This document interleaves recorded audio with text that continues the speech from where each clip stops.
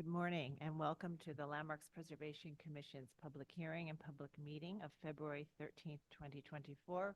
We'll begin this morning by taking attendance, and I'll ask our General Counsel, Mark Silberman, to call the roll. Chair Carroll, Here.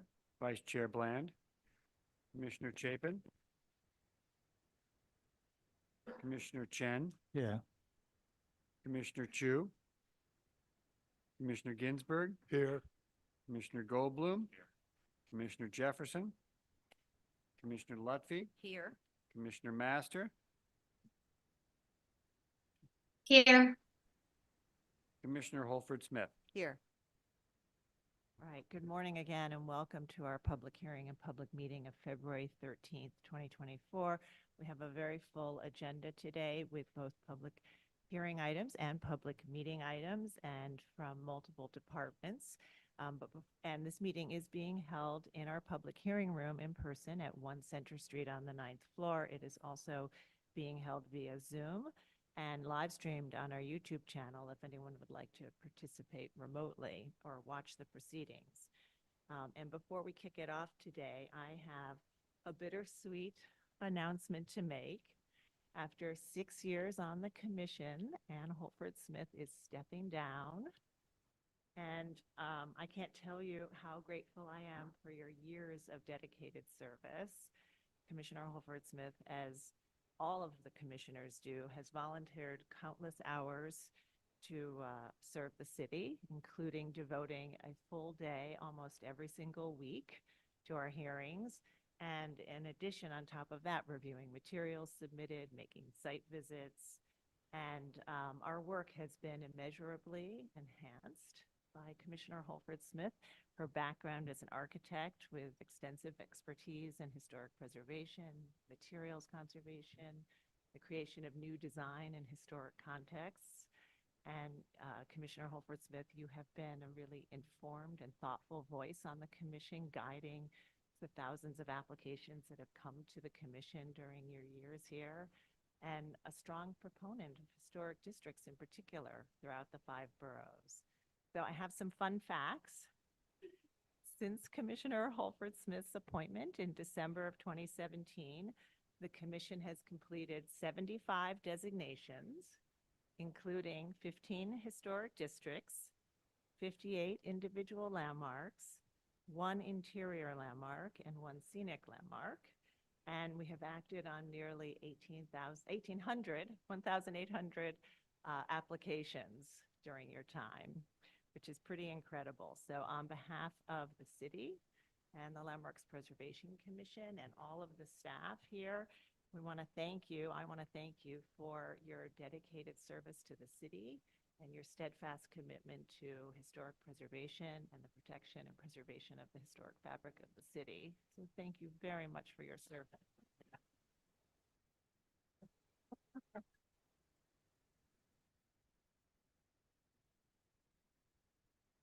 Vice Chair Bland. I would say the least. 6 years doesn't seem, time flies. You know, when I heard that Ann was coming on the commission, I know her firm so well, but I didn't know Ann. I've worked with Platt, with Byard, with Dovell, and with White. I know them all, knew them all so well, and admired not only them personally, but the firm as a practice, which has had such a distinguished life in our city. And I thought, gosh, I don't know Ann Holford Smith. Who is this woman who is part of this incredible firm? So now, 6 years later, I do know Ann Holford Smith, and she's every bit the person that those 4 gentlemen that I've just mentioned are. And we've all, I think, learned from Ann's careful review of the applicants that we see, her detailed knowledge of those applications, and her very clear insight into what makes an appropriate or not an appropriate approach. I think her detailed knowledge of very specific architectural details too has been invaluable, but so has her encompassing ideas, theoretical almost ideas about what makes a new building or a new addition appropriate in a historic district. So you kind of combine both ends of what is required around this table for an architect to bring. So we'll all miss you, but you know, once you're part of this family, I think you're always part of the family. So you got to come back and visit.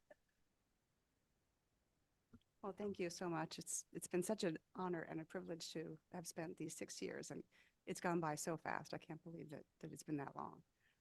It's been really fun and challenging, and I consider it one of the highlights of my career. So I'm very sad. Again, yeah, bittersweet. Sad to leave, but I'm hoping that you'll see me on the other side of the podium Yes. after a year, and I can come back. But just want to thank you for the opportunity to do this service, and thank my fellow commissioners who have been such a wonderful group of people to work with for these years. I will miss it very much. Yeah, absolutely. We'll miss you very much and look forward to working with you from the other side and continuing to have a relationship, as Fred said. Once you're part of the commission family, you're always part of the I family. hope so. Yes, that'd be great. All right, thank you. All right, so with that news, we're going to turn back to business. And we're going to begin this morning with a proposal from the research department for a proposed designation. And so I'll turn it over to Margaret Herman, our Deputy Director in Research, to take us through that item. Good morning, Commissioners. Item number 1 is LP 2680, the Brooklyn Edison Building at 345 Adams Street, Brooklyn, aka 372-392 Pearl Street, 11 to 17 Willoughby Street, Brooklyn, Block 140, Lot 7503. The item proposed for the Commission's calendar is a Renaissance Revival style commercial building designed by Mackenzie, Voorhees, and Gamelin and built in 1922 to 1926 for the Brooklyn Edison Company. And presenting is Bilga Coase.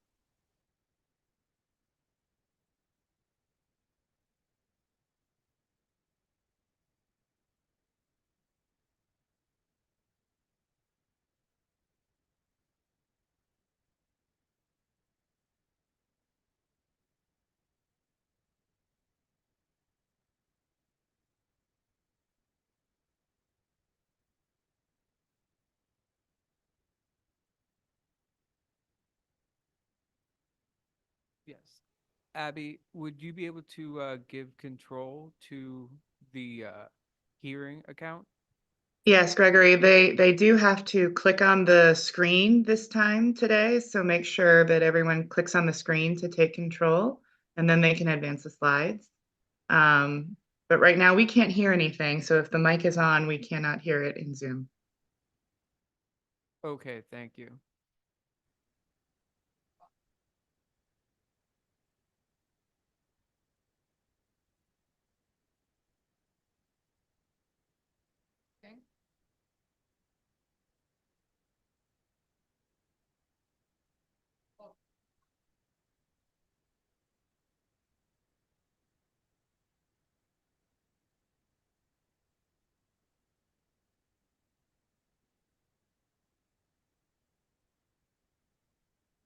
Abby, they have tried clicking on the screen and it's not working for them.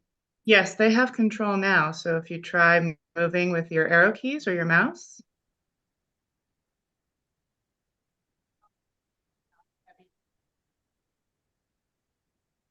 No, it's not. It's still not working for them. It says you're viewing public hearing.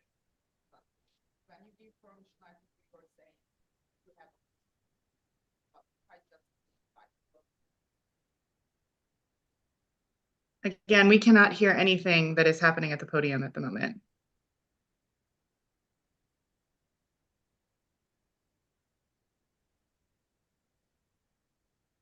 Okay, I think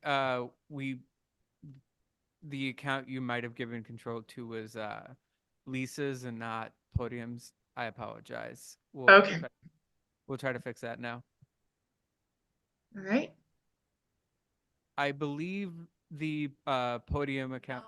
There we go. Okay, You want to thank try you it so now? much. Thank you so Great. much. Can we get the mic to checked up there? Is it better now? That's better. But you're gonna have to be a little louder. Okay, I will.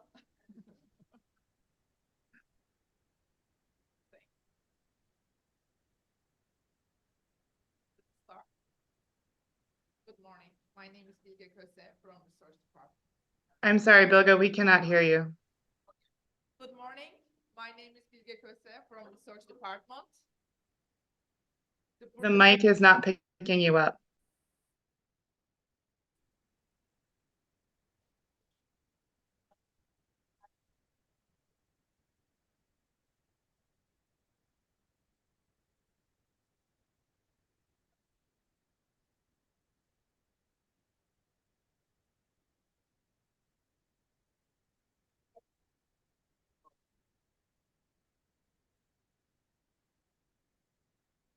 Abby, can you hear me now?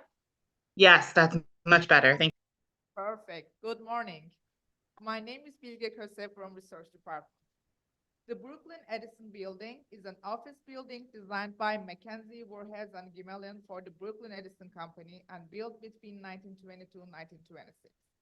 Highly visible from Adams Street, Columbus Park, and Fulton Street, this Renaissance Revival style building is a notable landmark in the civic and commercial center of Brooklyn. The Brooklyn Edison Building is located on 345 Adams Street, on the prominent corner of Willoughby, Pearl, and Adams Streets.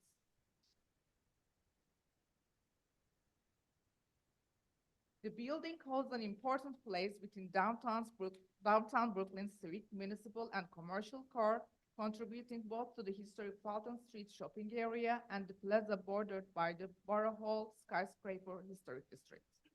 It was prioritized as part of a recent survey of downtown Brooklyn, in which we identified meritorious historic resources in response to requests from advocates looking for more designations in this area.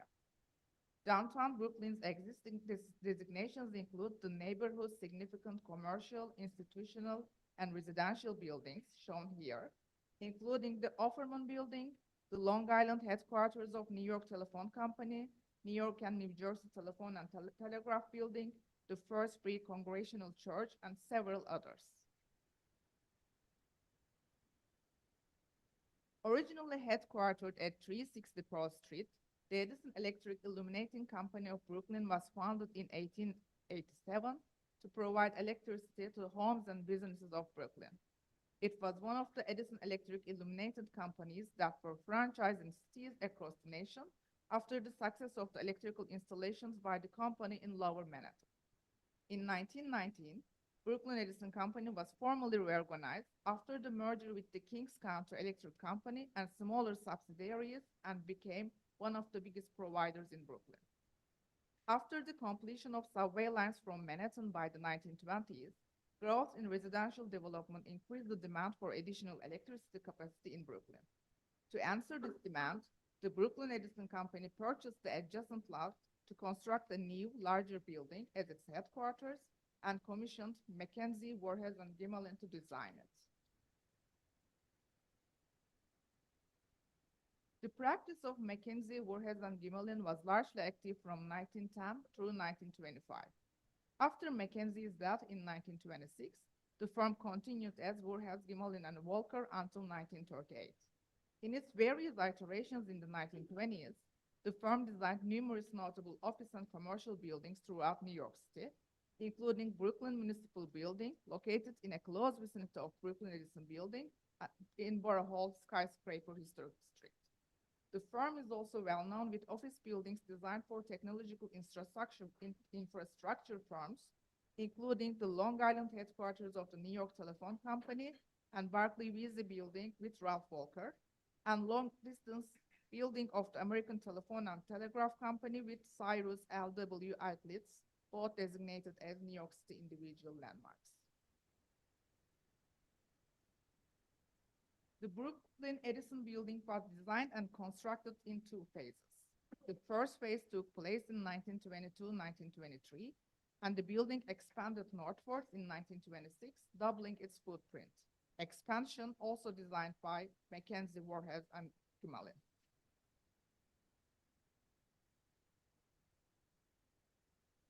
Located prominently on the corner of Willoughby and Pearl Streets, it replaced Lowe's Royal Theater.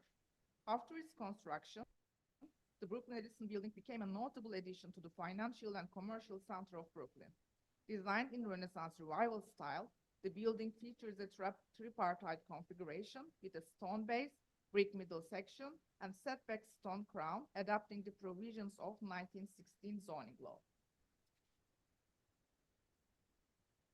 It is decorated with Renaissance Revival style elements, including double-height arch windows with multi-pane glass transoms and embellished ironwork, shields, festoon motifs, and coins, as well as highly elaborated terracotta cornices. Since Brooklyn's electrification period, Brooklyn Edison Company played an important role both as an electric supply provider and as a firm introducing the latest technological developments. In line with this ambition, the building was designed to be the last word in office buildings, incorporating advanced technology in lighting and telephone systems, along with rapid transit elevators. The building program included office spaces, showrooms, the Edison shop, a lunchroom, and an auditorium that played a pivotal role in Brooklyn's social scene. It regularly hosted conferences, exhibitions, fashion shows, bridge card play parties for charity fundraisers, and philanthropic meetings. For example, this is an ad about the Wonder House, a 10-room house created in the lobby of Brooklyn Edison Building in the 1930s to demonstrate the possibilities of electricity in a home. And these clips are only a few hundreds posted between 1920s and 1950s about the social activities organized in the building. In 1943, the Brooklyn Edison Building merged with others to form CONET, and the building continued to be used by the company. The building also hosted offices of various institutions, including Long Island University and the South Brooklyn Savings and Loan Association. Originally located on the southeast corner of the block, the primary facades face Pearl and Willoughby Streets. However, during the construction of the Brooklyn Civic Center and the expansion of the Adams Street in the 1950s, the western half of the block was removed.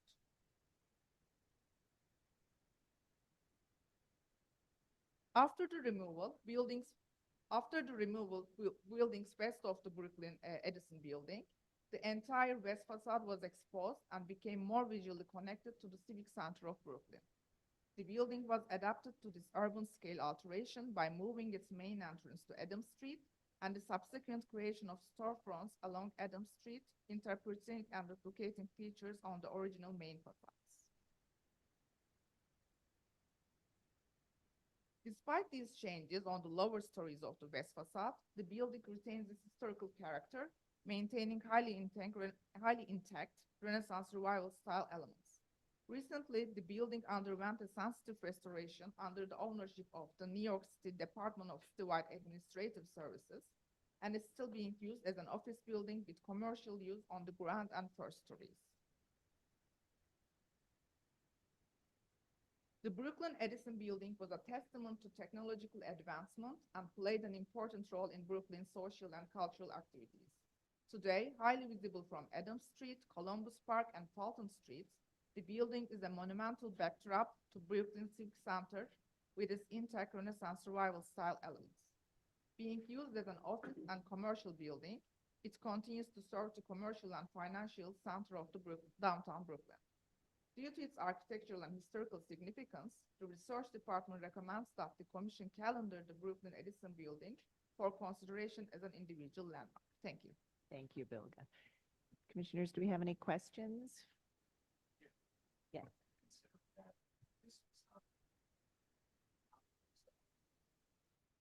Yeah.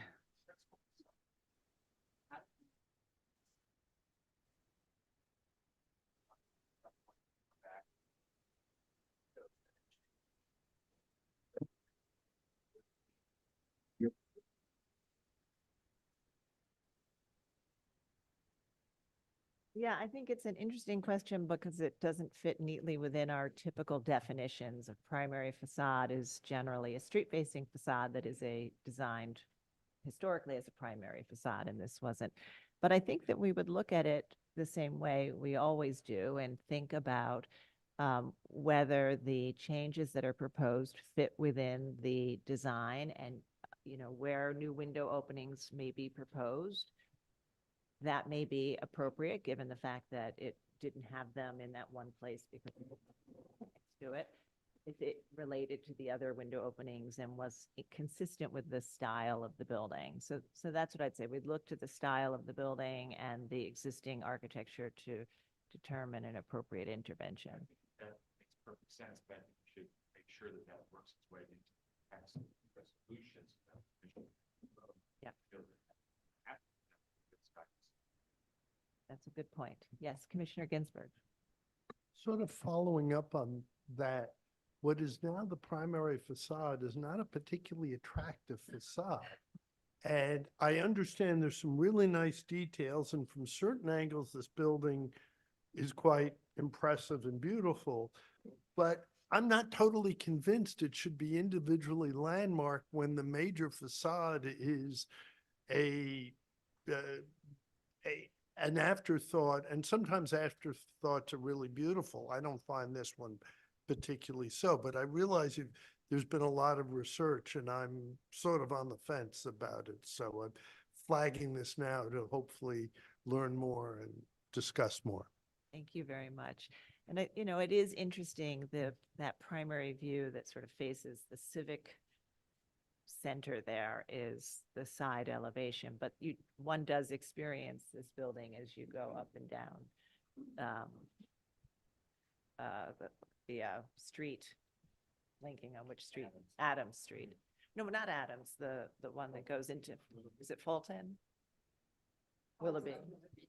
The one that goes right into downtown Brooklyn toward the other landmarks. Sorry, Vice Chair Bland, go ahead. Well, I just wanted to observe, there are few buildings that almost like a human finds itself in a completely different environment and responds to that environment.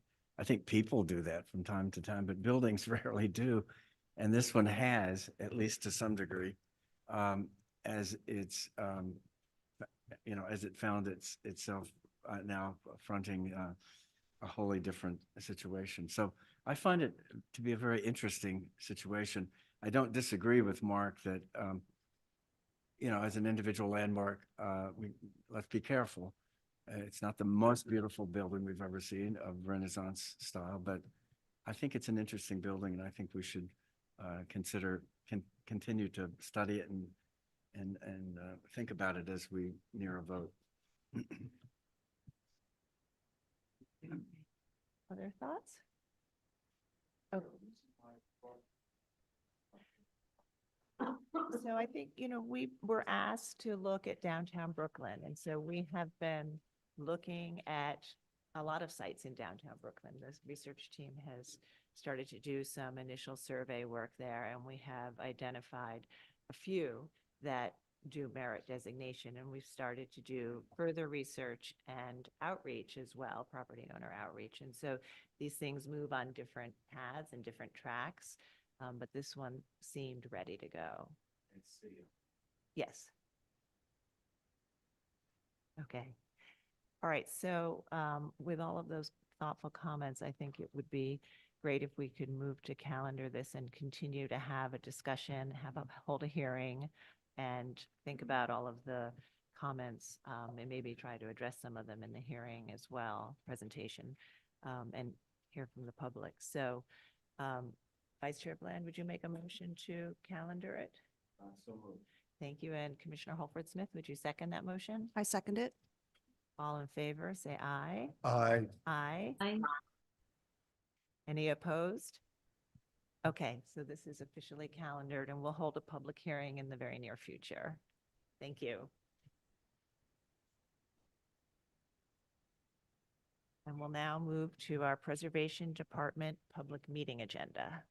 Thank you, Chair Carroll, and good morning, Commissioners. We're moving on to the Preservation Department Public Meeting Agenda. This is item number 1, proposal to initiate rulemaking pursuant to the City Administrative Procedures Act. This is proposed amendments to Chapter 2 of Title 63 of the Rules of the City of New York, consisting of amendments to existing rules, including amendments relating to roadway and sidewalk cafes. All right, so with that, we'll introduce our General Counsel, Mark Silberman, who's going to do a brief overview for you, and then we will have any questions and then make a decision on whether or not to calendar these rules. Abby, you're going to be advancing the slides. So could you move to the next slide, please? Commissioners Mark Silberman, General Counsel. Today, the staff is presenting proposed rules for roadway and sidewalk cafes for your consideration for calendaring. The proposed rules.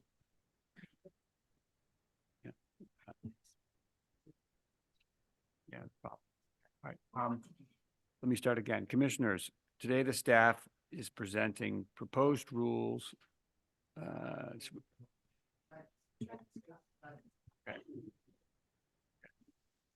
Oh, let's try this now. Okay. Okay. All right, we'll try a third time. Commissioners, today the staff is presenting proposed rules for roadway and sidewalk cafes for your consideration for calendaring. The proposed rules are related to the city's new outdoor dining law and the Department of Transportation's promulgation of rules implementing that law. Next slide, please. Rules play an important role in the agency's mission to protect our historic buildings by ensuring our regulation is as efficient as possible, and in our equity framework as well by promoting transparency and predictability by making it clear what criteria are being applied and what materials are needed to get a permit.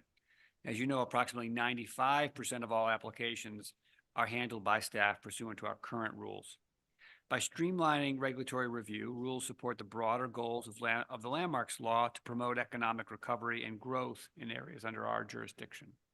Finally, rules can support a broader efficiency by aligning our practices with those of other city agencies to create more coordinated and therefore efficient reviews. Next slide, please.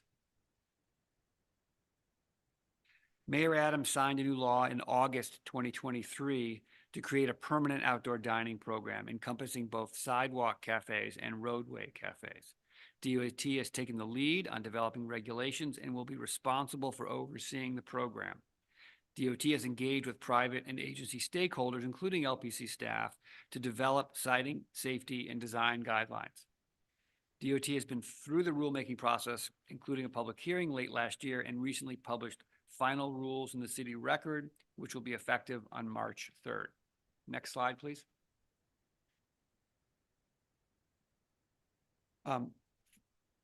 First, let's talk about sidewalk cafes. Sidewalk cafes associated with ground floor restaurants have been part of the city's streetscape since the mid-19th century and legally so since 1929. These installations support ground floor restaurants and enliven the commercial streetscapes and are common in historic districts. Due to their low scale and lightweight components, such as dining furniture, umbrellas, perimeter elements like ropes, stanchions, and planters, sidewalk cafes have traditionally had a simple presence on the streetscape and do not detract from the buildings they are associated with and the streetscape in general. LPC has historically not regulated their presence except where components are not movable, so in most cases there's little to no substantive review.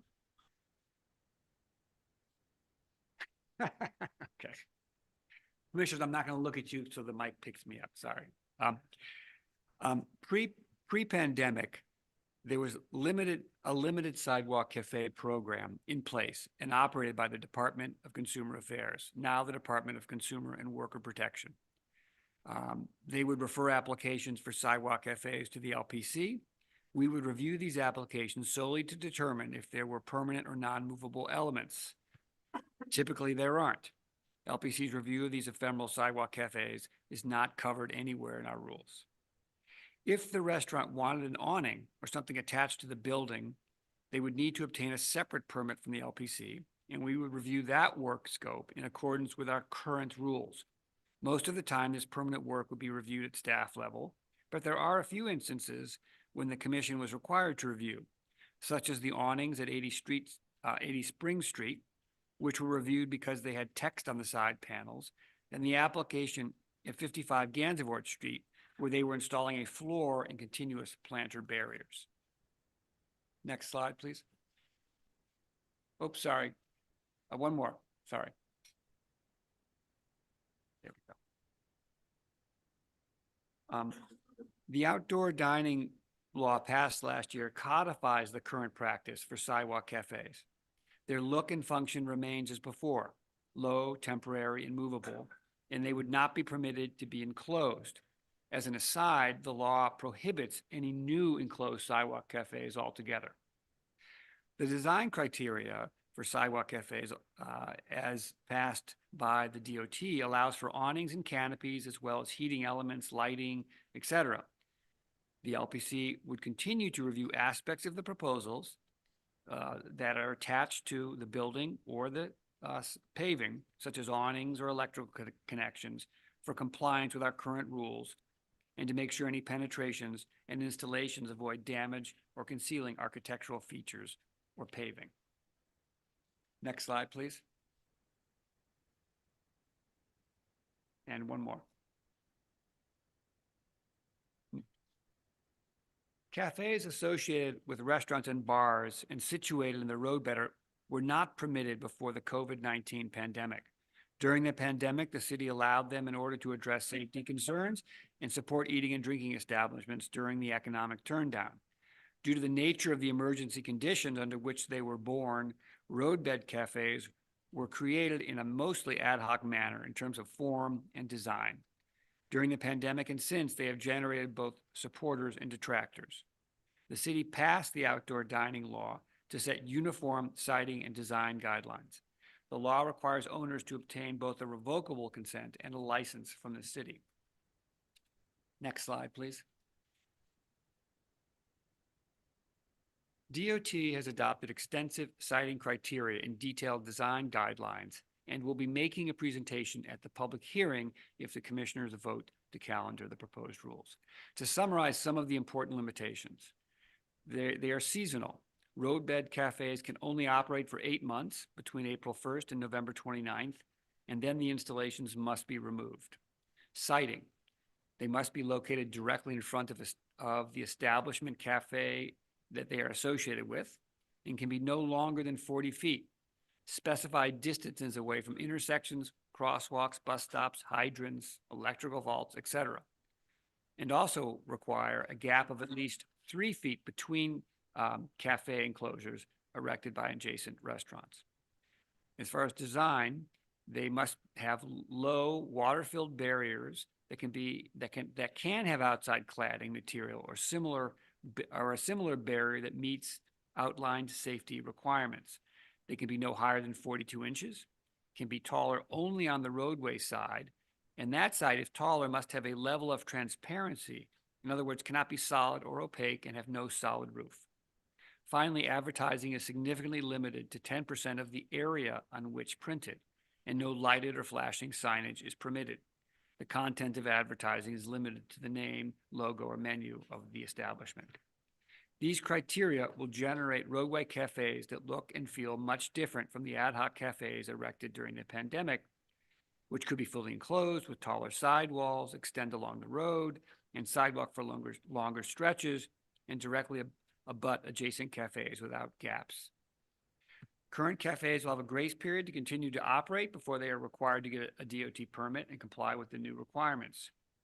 After the grace period, any non-compliant cafe will be required to be removed. There are also provisions for removal of abandoned seating areas that go unused for a specific set of time period. Next slide, please. As I mentioned at the beginning, DOT consulted with LPC staff in the development of the design and siting criteria.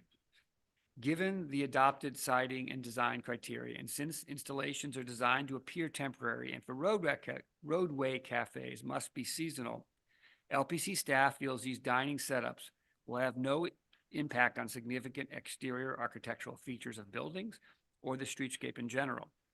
Therefore, we're proposing to not require LPC review and approval unless specified work requires attachment to the building, such as electrical conduit extended from the building to the Rowett Cafe or an awning.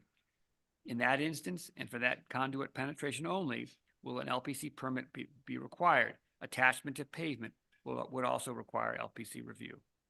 This type of limited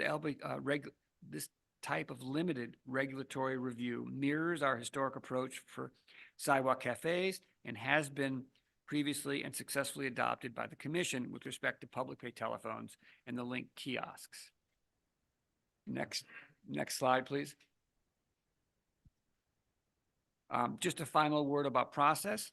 Rules must be considered pursuant to procedures required by the City Administrative Procedures Act, or CAPA. In compliance with that act, today you are being asked to vote to calendar the proposed rules for a future public hearing for your consideration. If you vote to calendar, the CAPA process begins, and we will publish the proposed rules in the city record on Thursday, and we'll hold a public hearing on March 19th. Representatives from the Department of Transportation will present their newly adopted outdoor dining rules and design criteria at the public hearing. The hearing notice and a full copy of the rules will be posted on our website and on the city's NYC rules website. After the public hearing, staff will review your comments and the testimony and may propose modifications to address specific issues or concerns. Final rules as amended would be presented at a public hearing for your consideration and vote. Thank you, and I'm happy to answer any questions. Do we have any questions? And I think the final meeting is a public meeting, not a public hearing. Oh, did I say a public hearing? Yes, but yes, the final meeting to consider the final rules would be a public meeting. Yes. I do have one. Yes, Vice Chair one Glenn. question. Yeah.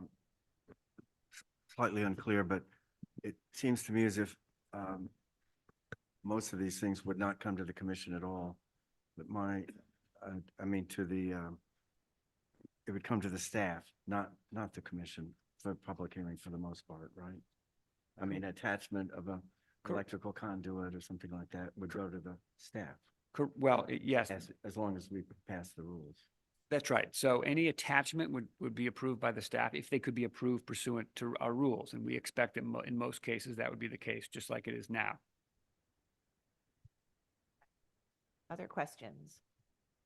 All right, so then I would like to suggest that we go ahead and move to vote to calendar this and begin the CAPA process and set up for the hearing on March 19th. So Commissioner Master, would you make a motion to calendar? Sure. You want me to read the, Nope, just yeah, all you have to say is so moved. so moved. All right, Commissioner Chu, would you second that motion? Second. All in favor, say aye. Aye. Aye. Aye. Okay, so these are now officially calendared, and we will have our public hearing on March 19th. This will be, the draft rules will be posted on our website, and we will look forward to the discussion after the hearing. Thank you. All right, we'll now move to our applications. And we're moving on to public meeting agenda item number 2, LPC 2404601, proposal for a certificate of appropriateness in the Borough of Manhattan, Block 609, Lot 76, 161 West 13th Street in the Greenwich Village Historic District. A Greek Revival style row house built 1847 to 1848. Application is to construct a rooftop addition, enlarge an existing rear addition, and excavate at the cellar. Great, commissioners. The applicants have entered the hearing and will be presenting remotely. Jackie, you now have. Abby, hang on one moment. We just need to open the proceedings so that, or open up the public hearing. So Oh, that I'm sorry. Yeah, that's okay. Commissioner Holford Smith, would you make a motion to open the hearing? So moved. Thank you. Commissioner Goldblum, would you second that? All in favor, say aye. Aye. Aye. Any opposed? All right, now the applicants may speak. Hey, Jackie, you now have control of the presentation. You can advance the slides using your arrow keys or your mouse. Please state your name for the record and you may begin. Hello, commissioners and landmark staff. Thank you for hearing this application today, and thank you to those of you who braved the weather to be in the office this morning.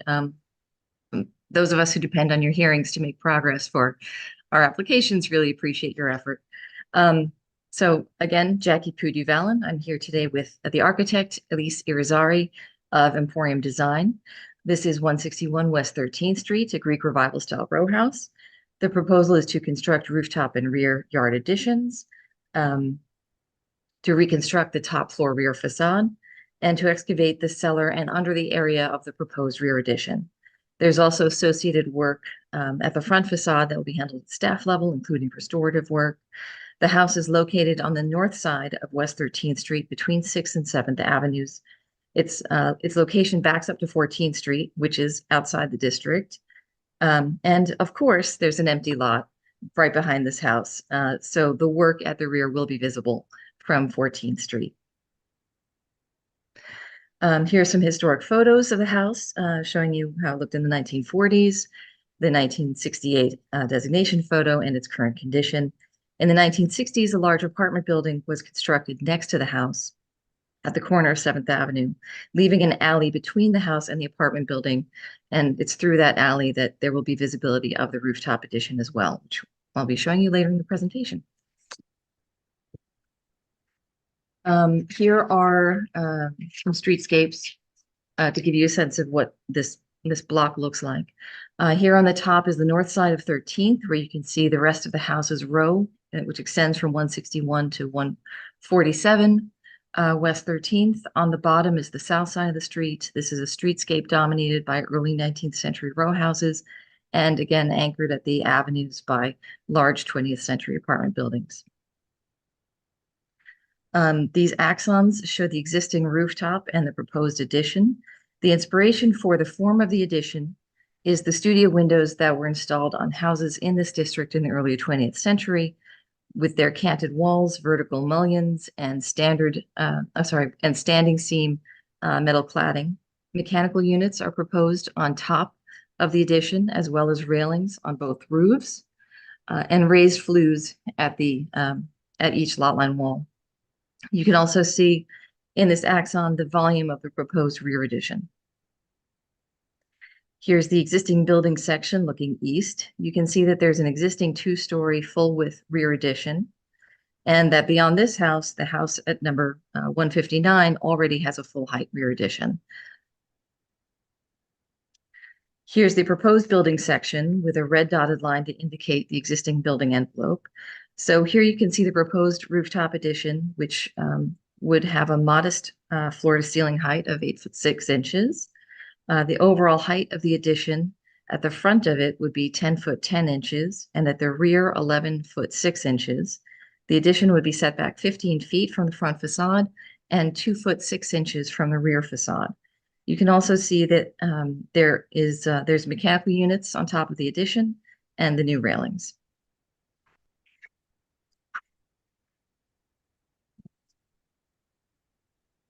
Here are existing and proposed. I should go back to the. Sorry, it's one other thing I should mention here. Sightlines. The sightline drawings show us that the work at the roof will not be visible when standing in front of the house on the sidewalk in front of the house, but when one walks across the street, a portion of the raised flues at the front of the house will become visible, as well as a small portion of railing on the addition. At the rear, you can see that the additional depth of the addition and the 3rd floor rear addition being proposed here. Lastly, you can also see in this section the depth of the additional excavation under the house, which would be 4'7" from the line of the existing basement. Here are the existing and proposed roof sections looking east, with a red dotted line to indicate the existing building envelope. So here you can see the proposed addition, which would again have a modest floor to ceiling height of 8'6". The existing roof plan, proposed roof plan, where you can see the railing on the main roof will be set back 5 feet from the front facade, and the raised flue locations are noted. Here's the proposed rooftop addition in elevation, north and south. And in the photos above, you can see the studio windows that are present at adjacent roofs within this row. Here's the proposed rooftop addition's roof plan, where you can see the location of mechanical units, railings, And again, those raised flue locations are noted. Here's the side elevations of the rooftop addition looking east and west. Note the dotted lines of the extended flue locations. One thing I'd like to note here is that the parapets are not being raised, but the parapet on the rear is proposed to be rebuilt as part of the top floor rear facade reconstruction. As you're all well aware, I won't go into a lot of detail on this, but I did want to point out that that the team did look at recent approvals for visible rooftop additions that the commission has approved. And of course, those forms in this district usually take the form of a large studio window. So additions such as these approved at 44 and 65 per ratio became inspiration for the design of this addition. Here's the current condition of the roof looking north and south. Here are just photos of the mock-up on the roof. The blue verticals indicate the locations of raised flues. More photos of the mock-up looking north and south. Here's an image with a rendering based on the mock-up. That would be the rear of the rooftop addition. And here's another image with a rendering based on the mock-up. This is toward the front of the house. Here are, we did these plans just to show you where the sight lines would be. The cones of visibility noted on the left, and photo rendered locations are noted on the right. So here, as I mentioned earlier, there's this alleyway between the mid-century apartment building and this house. It's through that alleyway that you will catch an oblique view of the side of the addition. Across the street, you will see raised flues, as noted here and rendered here on the right. Going across the street and on an angle, looking back at the building, you'll see a corner of the addition as well as the raised flues. And walking a little bit more towards 7th Avenue, you'll still see a similar view. Walking east down 13th Street, you'll see raised flues as well. It's rendered here on the right based on the mock-up. Now, having crossed 7th Avenue and looking back at the building, so you're looking northeast across 7th Avenue here, you will catch a glimpse of the railing at the rooftop of the addition and the raised flues. And from the rear, as I mentioned, there are because there is an empty lot behind this building between it and 14th Street, you will see the additions from 14th Street. So this is a photo taken standing on the sidewalk of the same block on 14th. And this is the view stepping across the street on 14th, looking back at the building with the rooftop addition rendered in. Now to turn our attention to the rear facade. So the existing rear facade elevation is on the right and proposed is on the left.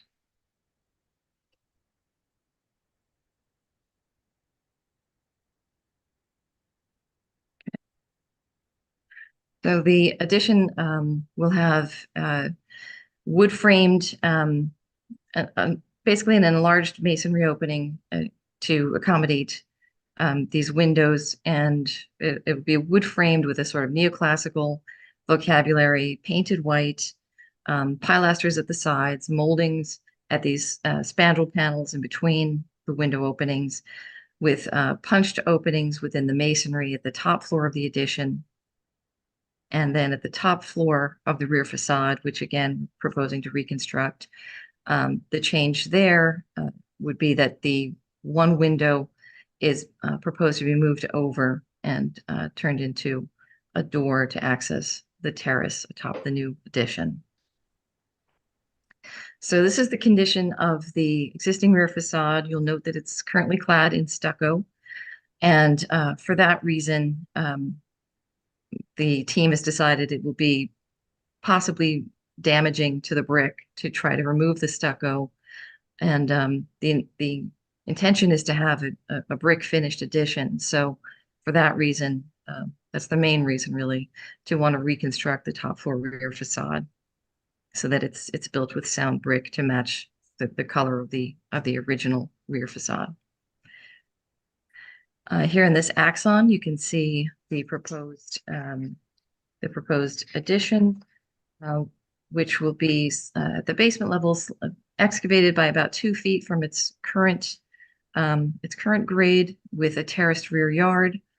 And and you can see in this comparison somewhat how this addition will align with the neighboring house's addition. Here's a rendering looking at what the addition would look like from the rear yard. Here's that building section again, just to remind you what the change in volume would look like. Here is the existing rear yard and existing addition shown in section.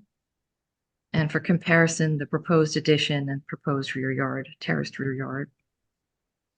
Existing and proposed rear yard plans.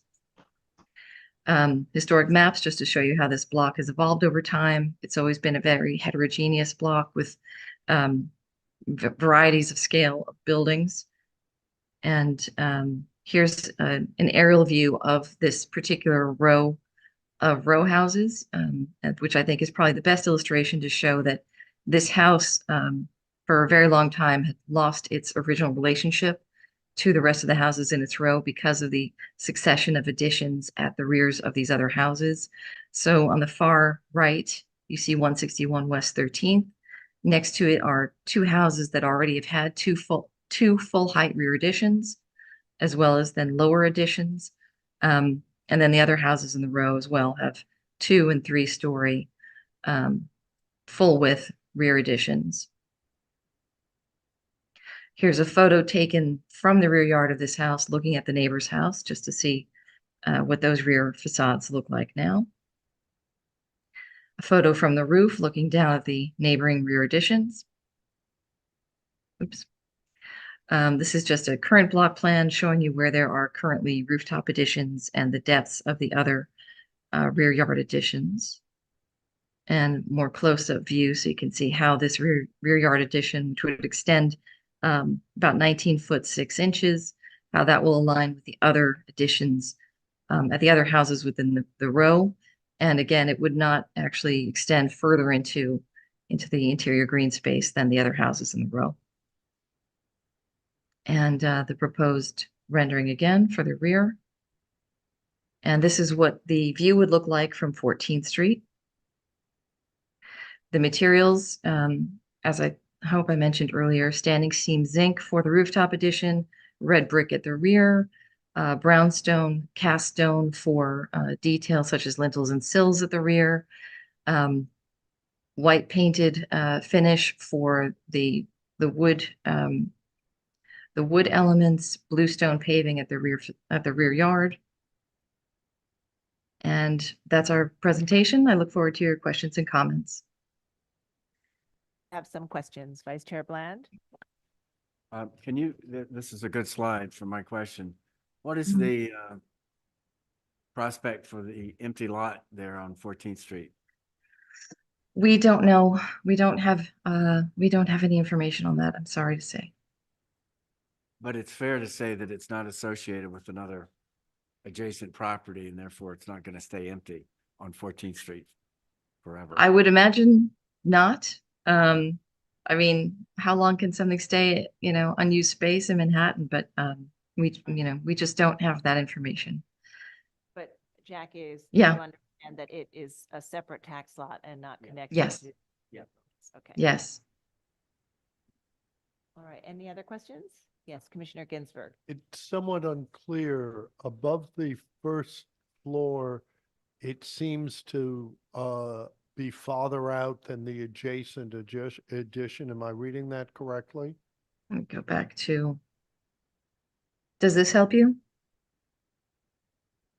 Yeah. Looking at how it aligns with the neighboring additions? Yeah. And then my other question is, why are they proposing brick, particularly up on the top floor where the facade is remaining at the same location, from my understanding, and not just using the white stucco that is currently on the facade?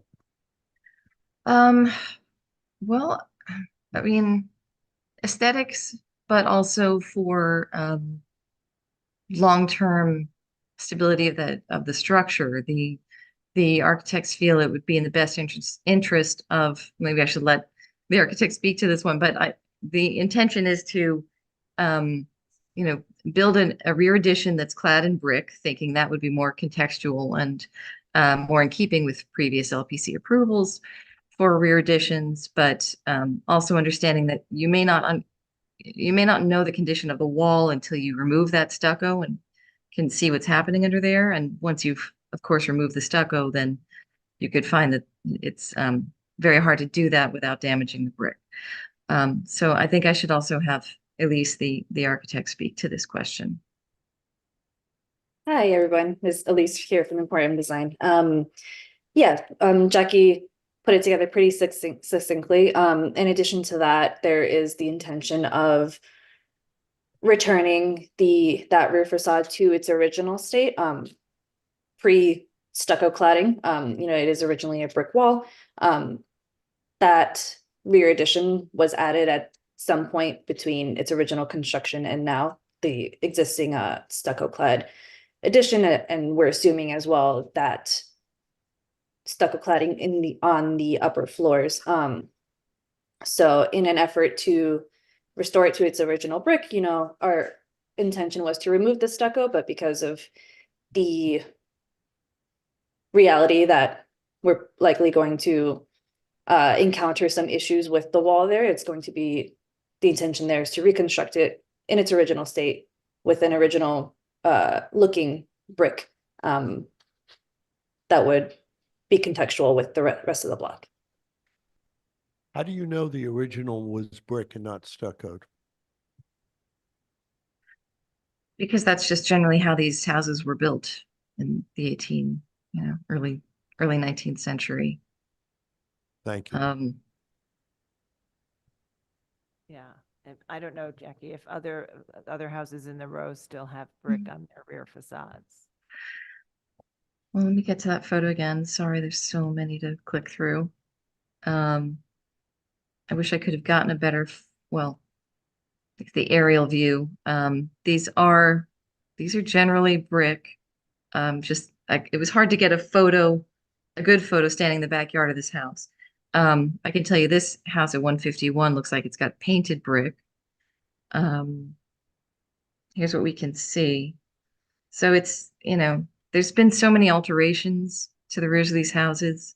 It's really hard to give you an example here that I can show clearly of what the original portions of these other rear facades looked like in this row. But the predominant material is still exposed brick rather than stucco, even though they're later alterations. Okay, other questions? Commissioner Chu? Yeah, about the rooftop addition and the material palette, it indicates zinc. Is that just a natural zinc finish, or is that a blackened zinc? I think Elise should speak to that one. I'm not sure. Yes, that is a blackened zinc. So it's a zinc that's been either painted or blackened by. Blended. Okay, thank you. All right, other questions? Okay, let's see if we have public testimony. Is there anyone in the room who wishes to speak on this item? Noting that there isn't, I'm going to turn it over to Gregory Kala to see if we have any remote participants. Thank you, Chair Carroll. We have a couple of hands raised in the attendees list. The first we'll be hearing from is Chloe Gregoire from Village Preservation. Chloe Gregoire, I've promoted you to panelist. Please unmute your line and state your name for the record. You'll have 3 minutes to speak. Thank you.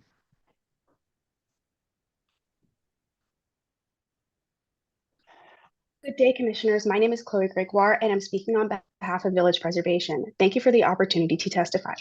considering the high visibility of the rear of this building from West 14th Street, we find the height of the proposed rear extension to overwhelm the original facade and ask that it be lowered by 1 floor. We also find the contrasting dark finish of the proposed rooftop addition and bright white finish of the rear addition to be jarring when viewed collectively from 14th Street. A more cohesive color palette should be selected to tie these components together. Finally, we want to ensure that the proposed excavation work has undergone thorough engineering review and that great care is taken to guarantee that the work is done safely and without damage to the building or neighboring properties. Thank you. Thank you so much for your testimony. Next up, we will be hearing from Lucy Levine from the Historic Districts Council. Lucy Levine, I am promoting you to panelist right now. Please unmute your line and state your name for the record. You'll have 3 minutes to speak. Thank you. Hi, Commissioners. My name is Lucy Levine. I'm speaking on behalf of the Historic Districts Council. HDC finds the proposed HDC finds the proposed second floor rear yard extension to be inappropriate. We ask that the Commission maintain a 2-story addition here. Thank you. Thank you so much for your testimony. I do not see any further hands raised in the attendees list. So I will note for the record that Manhattan Community Board 2 recommends approval of the areaway and gate, the rooftop addition, the flue extension and design of the extension, denial of the painting white of the rear facade as without historic reference and far too bright, and that a less contrasting color be used, and approval of the excavation with underpinning provided that an engineering report and plan are approved by the Commission, that all regulations and safeguards to ensure that there is no harm to the subject property are observed, and that there is dialogue with the owners and neighboring building throughout the planning and construction time. And I will bring it back to you, Chair Carroll. All right, thank you very much. So I'd like to ask the applicant if they'd like to respond to the comments we've heard. Yes, thank you, Chair Carroll. First off, regarding the size of the rooftop, the rear yard addition, we do think here that this 3-story addition is appropriate, given the fact that the other houses in this row have all had additions of one size or another, and predominantly those additions have either been full height rear additions or 3-story rear additions. Secondly, this is not a homogeneous block where it's all row houses with a low scale. It's a block where you find very large apartment buildings. And in a way, this particular row of row houses is cut off from the rest of the block by the presence of all these other much larger buildings. Regarding the colors used, I'm sure the architects would be happy to look at a different color scheme for the rooftop addition, for the white paint on the wood members of the rear facade. We chose white because it's a Greek Revival house, so we wanted to keep with a palette appropriate to Greek Revival style architecture.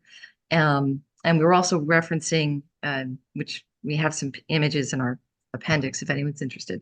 We were referencing recent addition approvals where of other row houses in this district where large double height or other types of additions were approved on houses, and that wood framing oftentimes made to look like an altered T-porch where that wood framing was all painted out in white. Regarding the let's see, what were the other issues?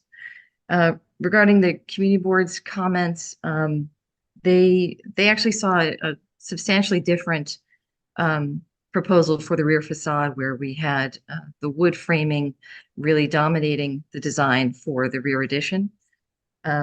Because of their comments, we refined that, reduced the amount of wood, and incorporated more masonry. That's why there's now masonry at the top floor of the addition. And regarding their concerns about the excavation, there are SOE and structural drawings included in the appendix of this presentation, and those drawings have been fully vetted by LPC staff.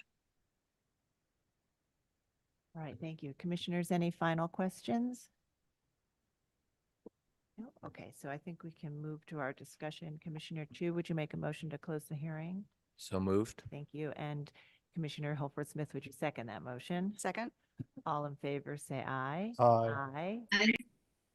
Any opposed? Okay, so the hearing is closed, and we have a couple of parts to look at on this building. One is at the roof, which is the proposed rooftop addition, railing and flues, which you can catch glimpses of over the front from distances, and over the side elevation in the gap between this building and the adjacent apartment building.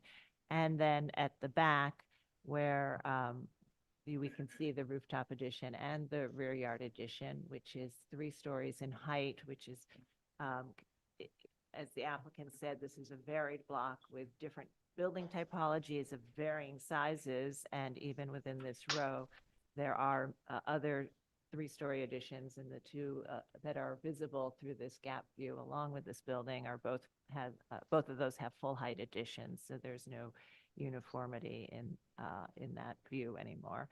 So we'll have our discussion now. And Commissioner Ginsburg, would you like to start this one? Yes, thank you. So the rooftop addition, I think, is fine, although it shouldn't be as dark a color. It's like a natural zinc would be better. And then on the rear yard, it seems to me that that second floor should be set back to align with the adjacent building, that it sort of sticks out farther. And I don't know if the chimneys can be slanted back a bit. If they can, and this, all of this can be worked out with staff if others agree, but it be tried to be angled back as long as it meets mechanical requirements to be less visible. And I would agree with the point that Commissioner Bland made, that this view from 14th Street will not be there forever. And so that doesn't bother me particularly. Okay. Commissioner Chen? I'm in total agreement with what Commissioner Ginsburg and Fred said. Okay. Vice Chair Bland? It's ridiculous.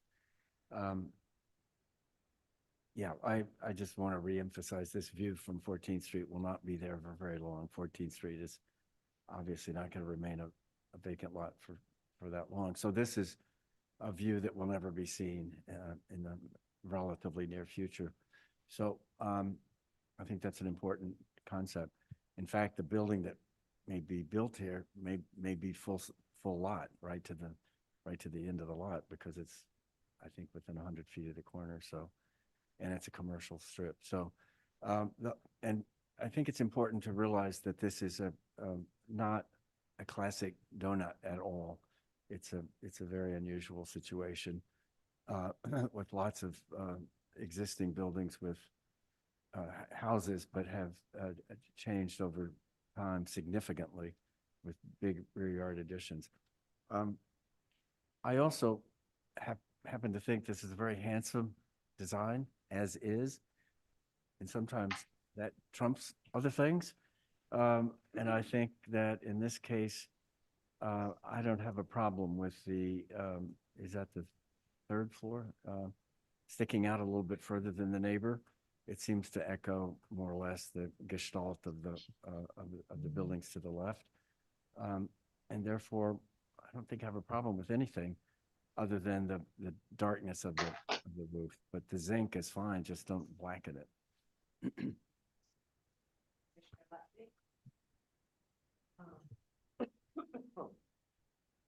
I happen to agree that this is a very varied rear yard. And so what might seem awkward or just as if it's too much in other situations, I think we have to look at it a little differently, as Fred said. That said, I still feel like the addition is out further than most 4-story additions in the rear yard, and especially because it has that extra story. I feel like it should move back a little bit to better align with those, instead of setting a new goalpost for for future things that may be, you know, that may come before us. I also agree with Mark's recommendation that the flues in the front be tilted back to try to minimize their visibility. Commissioner Chu? Yeah, I think in terms of the various proposals, the flues, I would agree, need to be relooked at with staff to minimize their view. Otherwise, from the main facade, it's very minimal, and the alleyway view is very minimal as well. The rooftop addition is fine. As stated before, the zinc color should not be a solid black plating, but rather the natural zinc to reduce contrast. I'm okay with the 3-story addition. I do feel, though, that in terms of overall mass, my issue isn't the elevation, it's the plan. I am a bit concerned that there's a constant edging into the yard space. I would propose that the main 3-story addition just pull back a minimal amount to 159, 157 rear facades. Otherwise, the rest of the design is appropriate. Commissioner Holford-Smith? Yes, I agree with most of the comments that have already been made. I think the rooftop addition is fine with a natural zinc finish and the possibility of angling the flues so that they're less visible from across the street. And I agree in this case because of the variety of additions and the small irregular donut that the 3-story rear addition is okay. But I agree also that it should be pushed back adjacent to 159, so it doesn't protrude further than that building does. Commissioner Goldblum?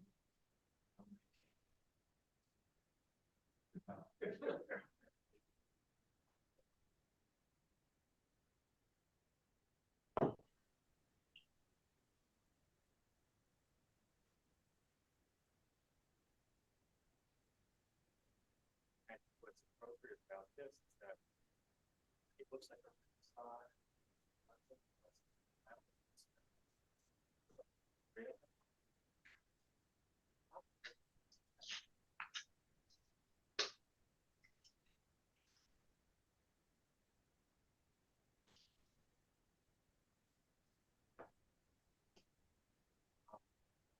And I think that my only concern is about the back facade of the top floor, that we are sanctioning from the floor.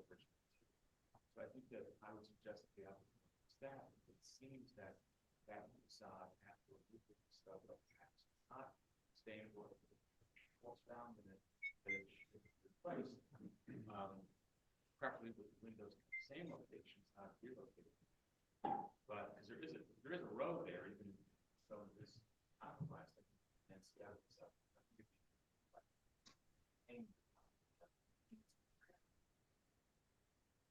Yeah, and I think that the intention is to keep the fenestration the same and the plane the same. So they shift it. Okay.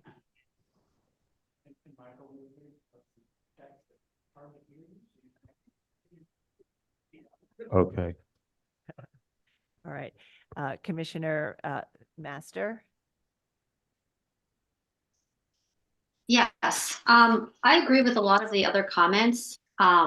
I think the flues, if possible, should be angled away from the front facade. The rooftop addition, the color, make something a little bit less, more neutral or gray rather than the black. I'm okay with the 3-story extension because a lot of the neighboring buildings do have the 3-story or the full-size extension. I'm okay with the opening on the top floor, turning the window, shifting it, making it into a door. And I will say I'm also okay with the rear yard extension coming out. And the reason is that even though it doesn't align with the adjacent building, I believe that there are other buildings on this row that do come out to that extent. So that's it. Yeah. Okay, thank you. Commissioner Chapin? Yeah, I agree with most of everyone else's comments. I think having the flues angled back if possible would be good, that the upper story, the rooftop needs to be a different lighter gray or something of that sort that will not, call attention to itself. I think that in the context, the three-story addition is appropriate. And I actually could go along with the current extension just because also it's not only are there other extensions that do go out that far, but it's next to a very large building. And I think the context permits know, it being a little bit further out. But, it's, if the majority is for pulling it back a little, that's fine too. So that's my comments. Thank you. Okay, and do you have thoughts about the door at the top floor? The shifting of the masonry opening to create a door on the left? Commissioner Chapin? I'm sorry, could you repeat that, Sarah? Unfortunately, Okay, do you have thoughts could you about repeat that? about the new door opening on the top floor of the rear facade, which is shifted in to the left of its original, the window opening's original place? Given that there's not really a row up there, I think at this point, I'm okay with that. Okay. All right, thank you. So I think I need to understand a little bit about how others feel about that door and whether, because it's a varied block with full height additions on the adjacent buildings, whether that shift of that opening has a negative effect or not. I would say it depends on when they uncover the historic fabric. If it's in good condition, they should leave the opening where it is, but they can make it a door. But if it's not in good condition, then they're gonna have to rebuild the whole thing, so we're losing the historic fabric, then it's fine to move it. Okay, is that what others feel? Yeah, I would support trying to keep it where the existing condition is. That's really the only remnant of the structure from the rear. So. Okay. Yeah. All right, so I think we'll make a motion to approve this with a few modifications. One, that the zinc not have the black coating. Two, that the the rear yard addition be set back to align with the neighbor. And three, that the before they attempt to reconstruct that top wall, they should explore removing the stucco and angling the chimneys. Yes, that with the rooftop addition. And but they should explore removing the stucco should that stucco not be able to be removed without damaging the brick behind. The rules would allow the staff to reconstruct that brick wall. And in that case, then the door can move. Okay. Commissioner Ginsburg. In the matter of LPC 24-04601, 161 West 13th Street, Greenwich Village Historic District, a Greek Revival style row house built in 1847 to 1848. Application is to construct a rooftop addition, enlarge an existing rear extension, and excavate the cellar. I note that the building style, scale, material, and details are among the features that contribute to the special architectural and historic character of the Greenwich Village Historic District. That the proposed work will not damage or eliminate any significant architectural features. That the rooftop addition will be set back from the front and rear facade, and the rear addition will not rise to the full height of the building maintaining a sense of the house's original massing. That except for the chimney and limited oblique views of the rooftop addition and railing, none of the work will be visible in conjunction with the front facade of the house. That the work at the rear of the building will only be visible from a limited portion of West 14th Street through a vacant lot. That the massing design material of the rooftop addition will recall aspects of studio windows historically found at some buildings within the historic district. That the design of the rear yard addition will be typical in terms of solid to void ratio material and finishes and will feature a composition and detail which are compatible with the character of the house. That the rear yard addition will be built within a row of houses, all of which feature rear yard extensions, including some which are equal or taller in height. That the previously stucco top floor of the rear facade may be reconstructed, matching its historic height, placement, and brickwork with openings that match the original openings in placement and size, except maybe for shifting and lengthening of one opening for a door. That the alteration of the rear facade, which is adjacent to two full-height rear additions, will not disrupt any extant continuous features that unify the row, and that the proposed excavation will be done in compliance with the Department of Building regulations under the supervision of a licensed professional engineer to protect this building and adjacent buildings, and will receive enhanced engineering review. However, I find that the rear yard addition will be large in size, extend significantly further into the row than the other additions of equivalent or taller height, thereby detracting from the house and row, and should be moved back to align with the adjacent building. That the rooftop flue will be highly visible in conjunction with the front facade of the house, and where practical should be angled back to minimize its visibility. And the black finish of the rooftop addition will strongly contrast with its context, thereby drawing attention to the addition. So I recommend that the proposed rear yard addition be reduced to extend no further than the adjacent addition within the row. That the rooftop flue be angled away from the front facade as much as possible to reduce the visibility from the public thoroughfares. That the rooftop addition be finished in the natural zinc color or medium gray or other neutral colors. All of this working with staff. And finally, that the top floor, the original material should be examined with staff, and if possible, be kept. If it is kept, the door extension is fine, but it should be at the original window location. If it is found that that facade has to be replaced, then the door addition can be moved as shown on the drawings. Thank you. And Commissioner Chen, would you second that motion? Second. Mark, will you call the vote? Chair Carroll. Aye. Commissioner Bland. Aye. Commissioner Chapin. Aye.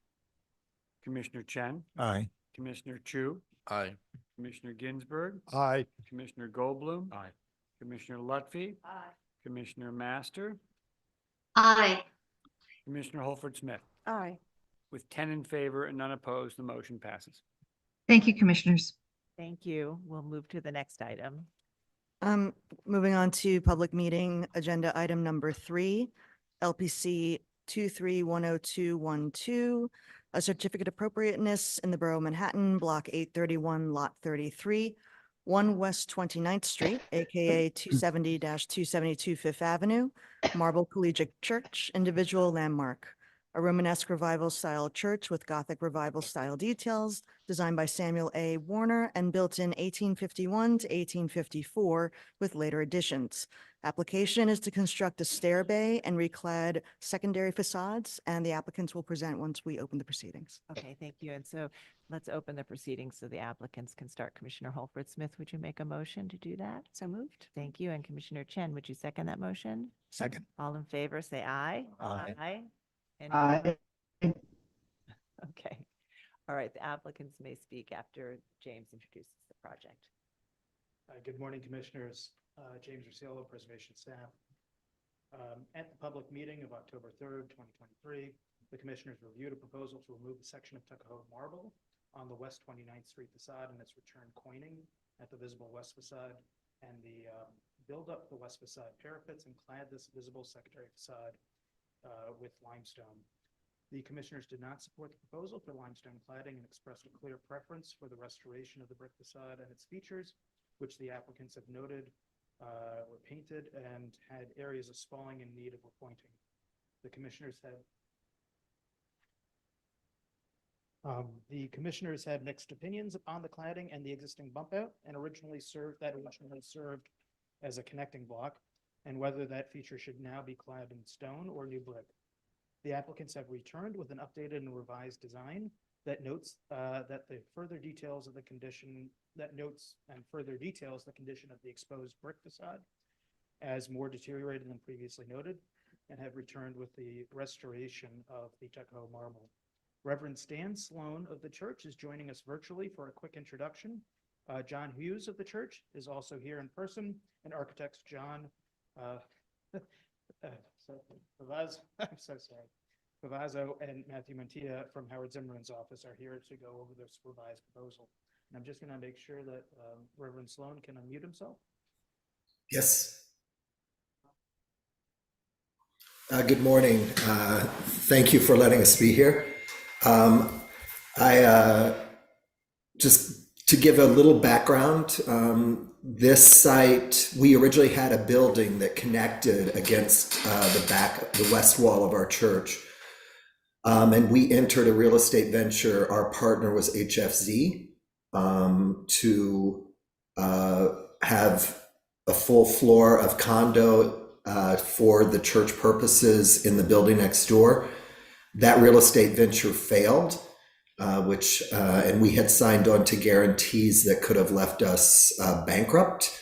We luckily got Paul Weiss to donate pro bono support, and we were able to work out a deal with Van Barton, who owns the current lot.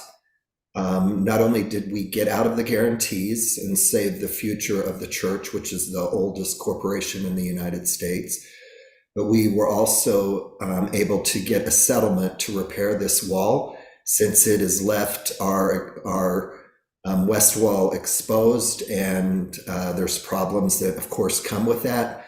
And we would like for it to look nice for the neighbors. Van Barton still owns the building. Through all of this, they've become friends of ours. And while we would love to say we know what's going to happen next door, we still don't know if they will be the ultimate developer, nor do we know we know that they do not currently have a firm plan for what they're going to build there.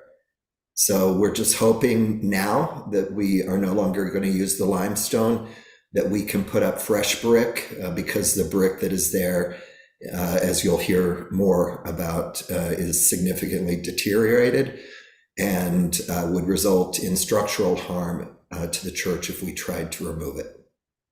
Thank you.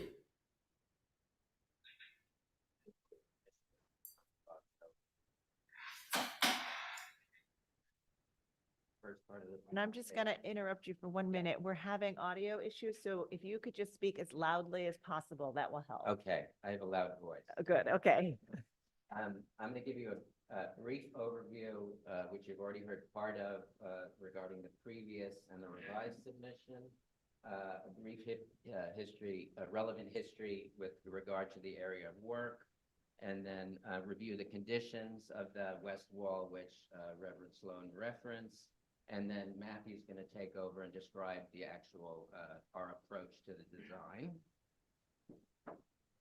Okay, this is a graphic representation of the previous submission, which many of you are familiar with from the last hearing. I believe some of you are new to this.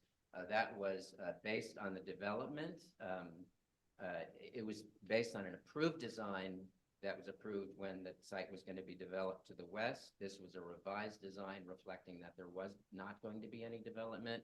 It was to clad the entire facade in something called Loiter's limestone, which we felt was the best match to the historic aged Tuckahoe marble. It included removing a non-original CMU parapet, extending that parapet up to conceal roof equipment and provide a guard, because there's access there for equipment, HVAC equipment. It also included extending this tower up, cladding it in limestone. That's to reflect internal conditions in the building. And this was the proposal that was rejected by the commission, and we were asked to restore the original brick facade. That's what you're looking at here. I'll get into it with conditions, but we believe the most effective way to do this, restore this facade, is essentially reclad it in one width of brick and new brick and new brownstone trim to recreate the 1966 incarnation of this facade when the chapel was converted to classrooms and the windows were bricked in at that time. We're going to maintain the bump out, as it's called, to 1 story as requested. We think it's best just to clad that in brick. And then we will respect on the southwest corner the original historic quoins and the pinnacle. And then on the north end of this facade, we'll tie into the historic brick and restore that historic brick. This is just a verbal outline of everything I've just said. And we're going to cover all of this in detail. I'm not going to waste time point by point, but it's here for the record. Okay, a brief timeline of this area. 1854, the church was built. By 1879, we know that you could still see this elevation because there was nothing built to the west. By the 1880s, the 12-story building was built, and this blocked this elevation off from public view. Nothing much happened until 1960 when the chapel was converted to classrooms. 2 interstitial floors were introduced, and the windows were bricked up at that time using non-matching materials. Just kind of standard infill, not an aesthetic infill. In the 1960s, also a portico was added that spanned both the neighboring building and the chapel building of the church. And in 1966, it was designated a landmark. We know that in the 1980s and 90s, waterproofing was applied to this facade back when it wasn't visible. From church records, we know, because there were already water infiltration problems here. And then in 2012, a CMU parapet was extended to provide a base to put a new railing in because HVAC equipment was installed, and this was now an accessible roof and had to have proper guardrails on it.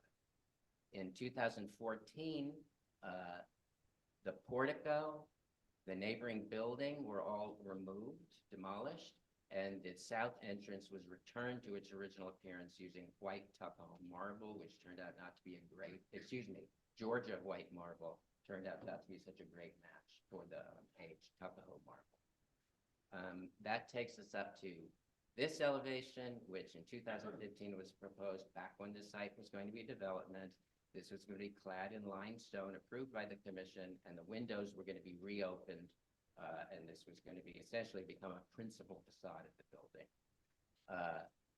In 2019, there were some more additions removing the tie-ins from the original building, and this is when more infill materials were introduced that tie in with the interior finishes of the building. It makes this area, and we'll cover this in a little bit, particularly difficult when trying to restore the brick facade in its current plane. We're almost done. In 2019, this was revised yet again, approved by the commission per the revisions to the development to the west. And this included cladding in Loiter's limestone. Again, that we thought was the best match, but no windows were going to be created. It was just going to be a blank limestone wall. This was what was rejected, and this is why we're here. We're here to propose a design to restore the brick facade at the commission's directive. Okay. Here's the principal elevations, historic views. These are the views that were not, the elevations were not really touching. We're going to be dealing primarily with this part of the building facing the west, but it gives you a sense of the rest of the building. But this is all going to remain intact. We're not going anywhere near. Okay, brief history of the area where we are. There are no great photos of this elevation because the building was built so soon after it was built before photography was around. but we do have some historic images of here's the chapel. You can see here that the building to the west, very narrow alley between the two. Here's the portico being built, and then the portico in a later date when it was in operation. Here it is an angle view, and just below that you can see this is in construction when it was being removed, and this entrance was restored to its original historic appearance using the Georgia white marble. And then in connection with that restoration of the portico, the building to the west was demolished. This is the first time you could see this elevation in 140 years. And one obvious thing that I'll note here is getting access to this elevation is extremely difficult. So a lot of our analysis of the conditions of the brick is based on visual zoom photography as much as we could get. Keep in mind when we were presenting the other proposals, there was never a thought to restore this. So there was not in-depth analysis of this elevation because it was really just being backup for a new stone elevation. Okay, I'm going to take you now into the conditions. This chart, this image runs through all of the conditions. The blue area you see is non-masonry infill at the old tie-ins. This is an area where it's difficult to reclad to restore the brick because in its current plane, because all of this infill comes right up to the front of the current plane of the historic brick.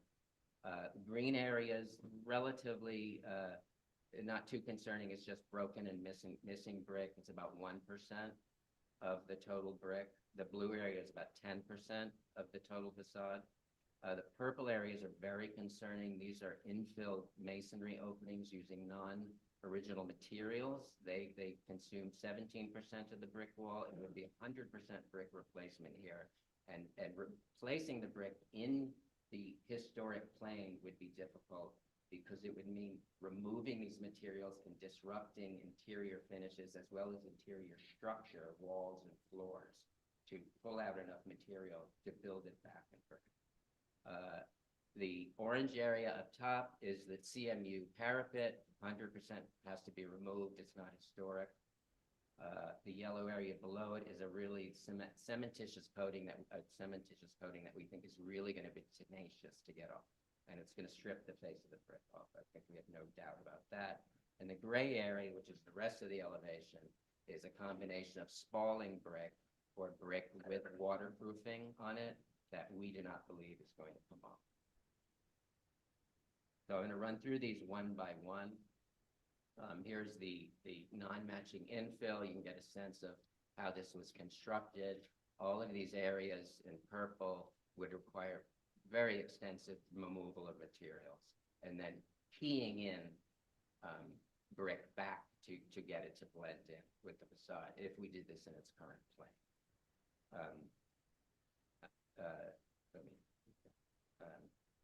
Additionally, on the areas where there's gray waterproofing, this is a common bond brick wall, which means they're header courses every 7 courses. We would not want to, if we were restoring this brick in its current plane, we would not want to be snapping off those courses. We would like to maintain this as a fully bonded 3-wide brick wall. Maintaining these courses would make waterproofing, even if we removed 100% of the brick in its current plane, would make waterproofing this wall very difficult, having a course of brick every seven courses of headers. So our feeling here is that, and also aesthetically, having every 7 courses a course of brick that is damaged and coated in waterproofing is not going to be a particularly aesthetic look.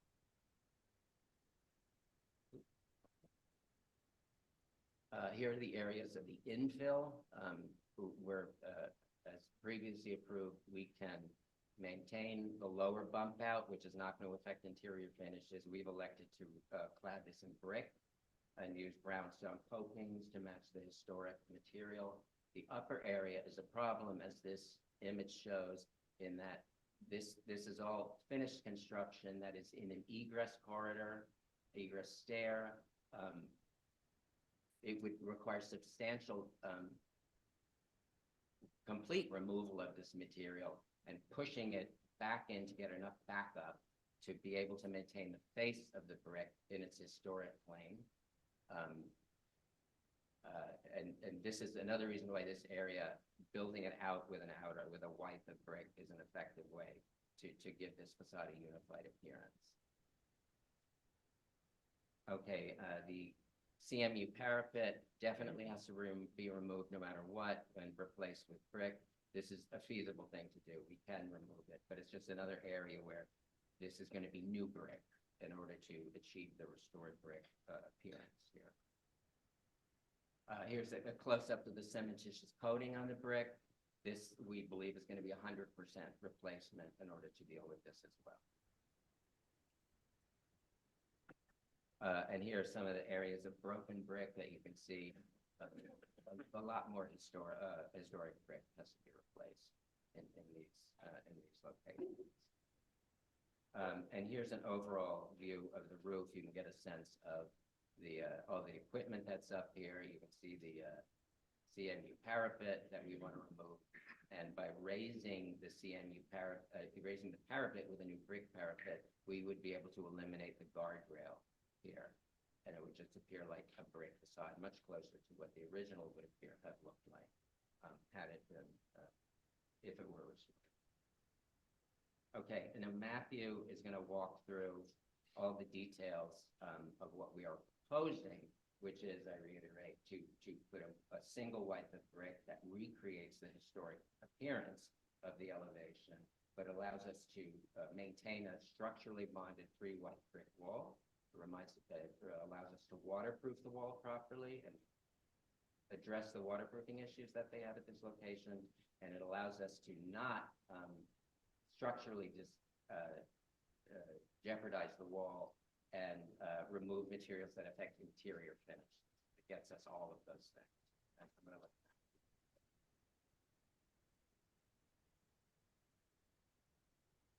Hello, everybody. My name is Matthew Mantia with HLZAE. As John had just mentioned, we have this elevation here. This first slide essentially will walk us through the existing conditions on the facade and some of the removals that would be affected by our proposal.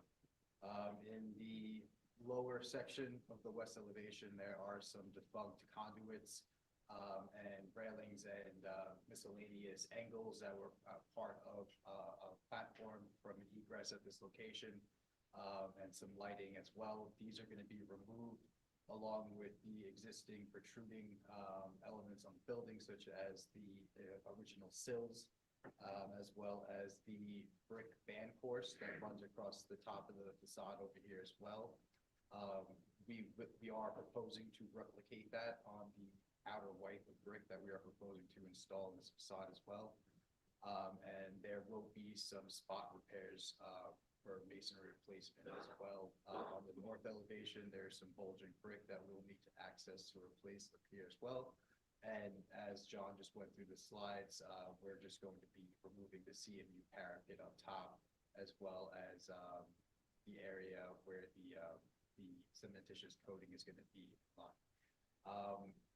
At the southwest corner where we have the pointing that we're going to keep and restore the masonry around that, we have about a 3'6" area that we can restore the brick in the existing plane before we get to the condition where we have the stud wall infill, which is installed flush with the existing outer wall of the facade wall.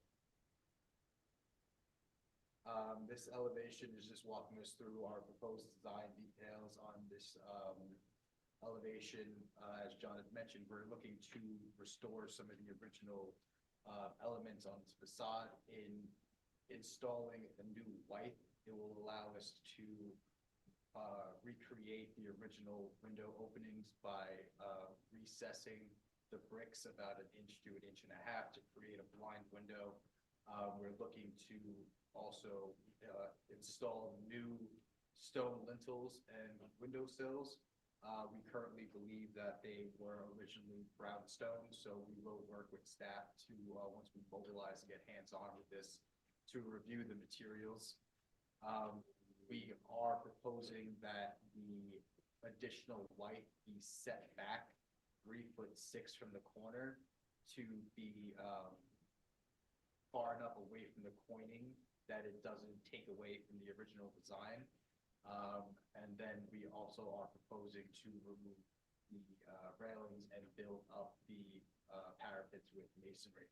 On the southwest corner of the parapet, we are proposing a step in the parapet. This is partially for visual aesthetics from the street. If we step it back, it's not within the line of sight from the street view. And also it allows the original marble detailing at the pinnacle to breathe a little bit more organically and not be overdrawn by a 6-foot parapet, masonry parapet wall that's just pretty much going to be abutting in a visual plane, although it will not physically be tied into that elevation. The front section of the parapet will be maintained at the original height. That won't be affected at all. So we're trying our best to keep that front west corner in its original detailing. From this point on, we're just going to be walking you through some of the proposed details depicting the existing and proposed conditions. So on the left, you'll see the existing condition where there is a step up where we have the CMU parapet currently existing with a railing. And then what we'll be proposing is the original parapet height to be maintained at that first 3'6" section and then stepping it back, as you'll see in the elevations on one of the next slides. Right here, we want to show that in building up the parapet, it will be the same height as the existing railing, so there's not going to be much of a change in plane on that. At the north elevation, at the back side of the building, you can see that the heights are matching over here. Similarly on the southwest corner. As I had mentioned, we're going to be maintaining the original height for the first section of this before we start stepping this up. And as you'll see on one of our further slides with the line of sight, this section right here, the first step up from the street, taking into consideration a person at 6 feet tall from the full height across the street, you'll be seeing about 7 inches of exposure there and 1 inch at the top. We can potentially move this further back, maybe about a foot. That's going to have to be verified once we get on site and we can confirm how far back we could pull this first step before we run into plane with the infill, which is what would restrict how far back we could actually bring that.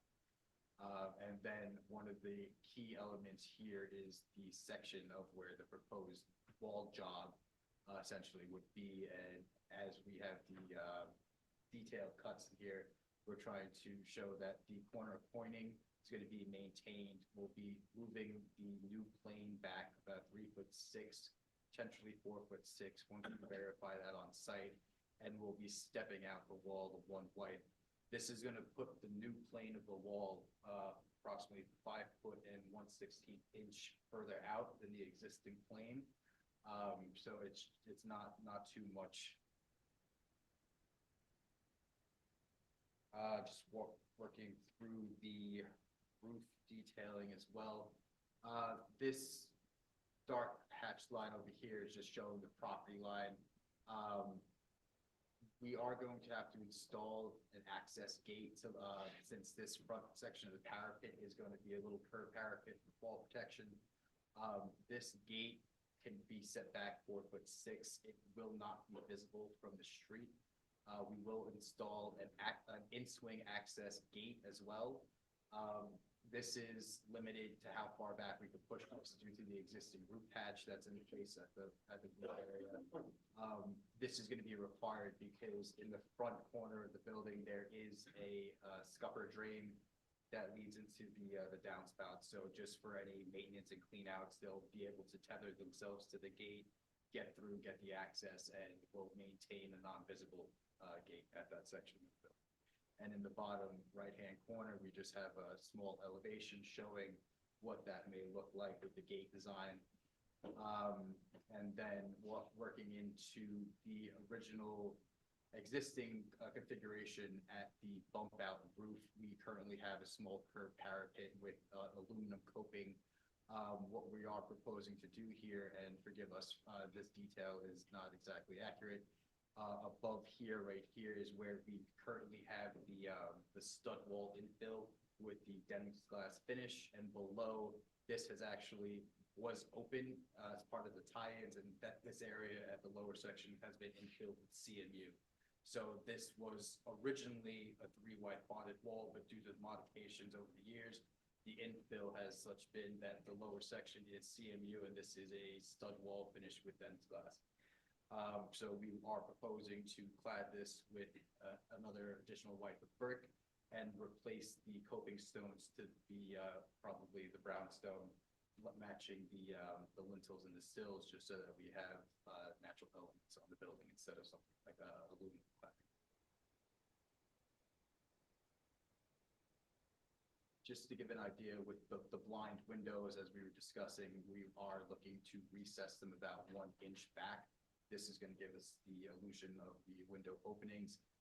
We could move that back slightly. We are limited to the space, and we do want to maintain something of the cavity space behind this for drainage. But we could potentially move it back up to a 1/2 inch further back. We will work with our preservationists to get the profiles and materials once we have everything on site.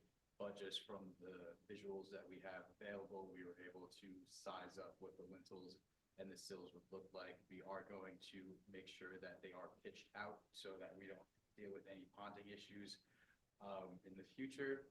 And then, like I mentioned before, we are looking to restore the stone band course that's coming across the facade. In the section here, we will have to work through this with staff once we get onto this, because I believe that the center coursing is a header course, and then you have a running bond for the bottom and top course. So once we're on site, we'll verify that, and we'll get the approval from the preservationist for that as well. And then just working through with the parapet designs. We're proposing essentially at the north elevation that would just remain a 3-wide bonded masonry parapet, and then a 4-wide on the west elevation, just transitioning from the 3-wide wall to the veneer to a solid 4-wide parapet. These are just working through some of the details. Really, this is going to be the only elevation that this is probably going to be visible from, is by installing this additional white. The real only change you would see here is at the band course at the base of the building. Just above the rubble wall, there is a stone band course that comes back, tapering the wall back approximately 4 inches. So by installing the additional white, we will be coming out just like, as I mentioned, the 5 inches and 1/16. This may create something of a shadow line over this, the tapered element on this building, but overall will not take away from the band course itself. That will be clearly maintained as we move along the elevation. And then, just as I was discussing before, we just wanted to talk through the line of sight. Just depicting where the railing is, that's not going to be visible across the way. And as I mentioned, there are going to be slight exposures with the current dimensions that we have here, and potentially by moving this wall jog back about 1 foot, that would eliminate any visibility from across the street. And then we just wanted to give you guys a sense of samples and the coursing pattern that we have on the facade. So as John had mentioned, we're working with the common bond brick with header courses every 6 to 7 courses. We have visible brick at the chimney and at the north elevation that we were able to photograph here. When we do get physical samples on site, we will be cleaning areas of the brick with simple soap and water, just to get as much of a clean sample as we can for comparison. What we are looking for would be more of an antique or handmade style brick that would be more appropriate for that time period. Feeling that, you know, some of the small defects that you would get from doing the handcrafting would be more historic and in line with that time period. And regarding the samples for the lintels and the sills, they have been coated, so that is something else we're gonna have to work with, removing this, taking a look at the back of the material to get a sample from. But we have provided a sample of a precast unit with a brownstone finish. And that's something, again, we can work through at staff level if the commissions feel like we're going in the right direction. All right, thank you. All right, thank you very much for a very thoughtful and detailed presentation. Do we have any questions? Yes, Commissioner Ginsburg. So I'm wondering why with this new white of brick, you have a cavity, but there's no insulation. And, what, sorry. And then speak loud. Hey, Loud. And so my question is related twofold. One, by putting in insulation, the existing brick wouldn't go through any freeze thaw, so it would be better protected. And also you'd lower your energy consumption.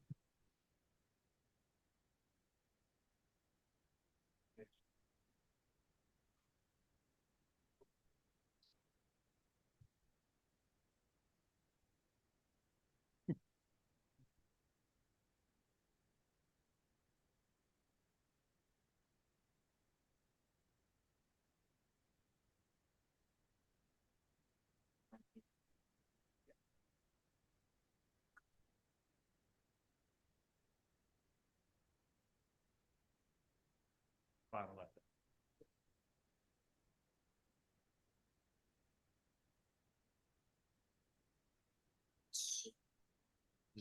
Right next. So you've got a cavity wall construction, you're applying waterproofing on top of the existing brick? Is that the detail? Okay, and you're fastening shelf angles directly in the face of the existing brick walls to support all the new brick in front?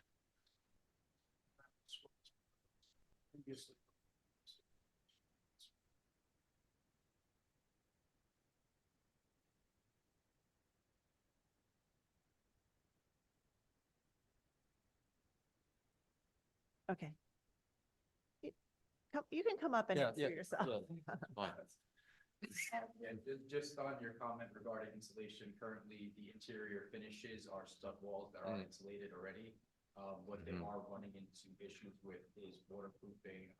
The existing waterproofing that's deteriorated has since started to flake off, and that's along with flaking off, it's taken away some of the finish on the outer portion of the brick. So it's had a solid life. It's been in place for about 170 years, and it's kind of just at the end of its lifespan.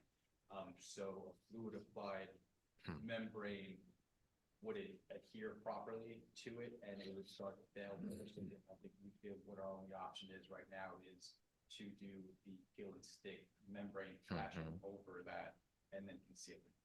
But that doesn't prevent you from putting insulation over the peel and stick, does it? It's just restricted space, but like we had mentioned, it's already insulated.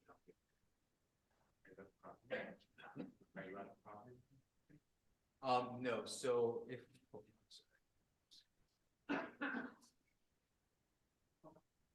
So the only section that is past the property line is the bump out right here. Yep. So there is a small alleyway on the backside that's about almost just under 2 feet. So we have space to build up without coming close to the property.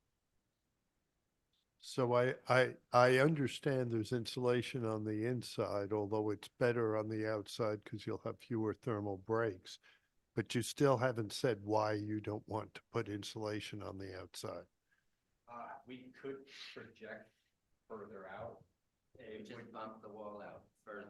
Yep, I understand that. In yeah. that case too, when we got to the detail where I showed where, The capstone at the back. yeah, so at the north elevation where you're seeing where it steps out, this one just here, this would cantilever quite a bit, Yep. and then it would Yep. pull off the aesthetics from the way it transitions into the facade, the original materials. Yes, Commissioner Goldblum. So is failure of the waterproofing due to the people of the base of the brick? I mean, I guess my question is why, and forgive my ignorance on the techniques of this, why do you need the airspace? And what's it, why not just tie the new brick into the old? So we do need the waterproofing in there. Yeah. To tie the brick into Yeah. it, we wouldn't be able to bond it in. It would have, even if we were to limit the cavity space and bring it pretty much abutting that material, what the limitations are and why it's in the plane that it is when we're installing the shelf angles. You have the fasteners, so that we're looking about, we're looking about at least a half an inch for the nut itself. Well, I'm just thinking about from a visual perspective, which I guess is more or less our ambit here, is the presence of weeps. There's going to be a fairly significant change here. Yes, so with the weeps, what we were going to consider were the louvered slots, more recessed and look more like a mortar joint as opposed to. Rectilinear plastic piece with the. It's set back a Yeah, little yeah, further and it's tapered in with the louver, so it replicates a tool joint as opposed to something just the rectangular openings, which would create a shadow cast, or some of the projecting tubes that would be about like half an inch out of the side, so. So is there a way, like you say, if you need the waterproofing, you need to, I guess if you have a waterproofing, you have to. Yeah, you do. So, Just, yep, go ahead. so primarily, we would need the base, relieving angle, because this is gonna be pretty much a suspended system, because we have nothing to bear on at that point. We can potentially limit how many, we could review that with structural, the way we designed it essentially was including them at the headers, at the lintels as well. But given the height of the wall, John, and you can speak on this maybe more than I can, it's only a 2-story building, so structurally, I think we can get away with the one relieving angle and the wall ties, limiting the need for additional weep straps. Yeah. That's definitely something we can work out.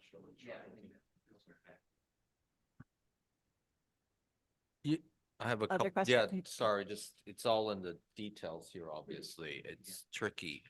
So where your return is on the north corner, I think I understand your detail. You're gonna replace some of the face brick after the coining, then you're gonna add a wipe the brick out in front of it.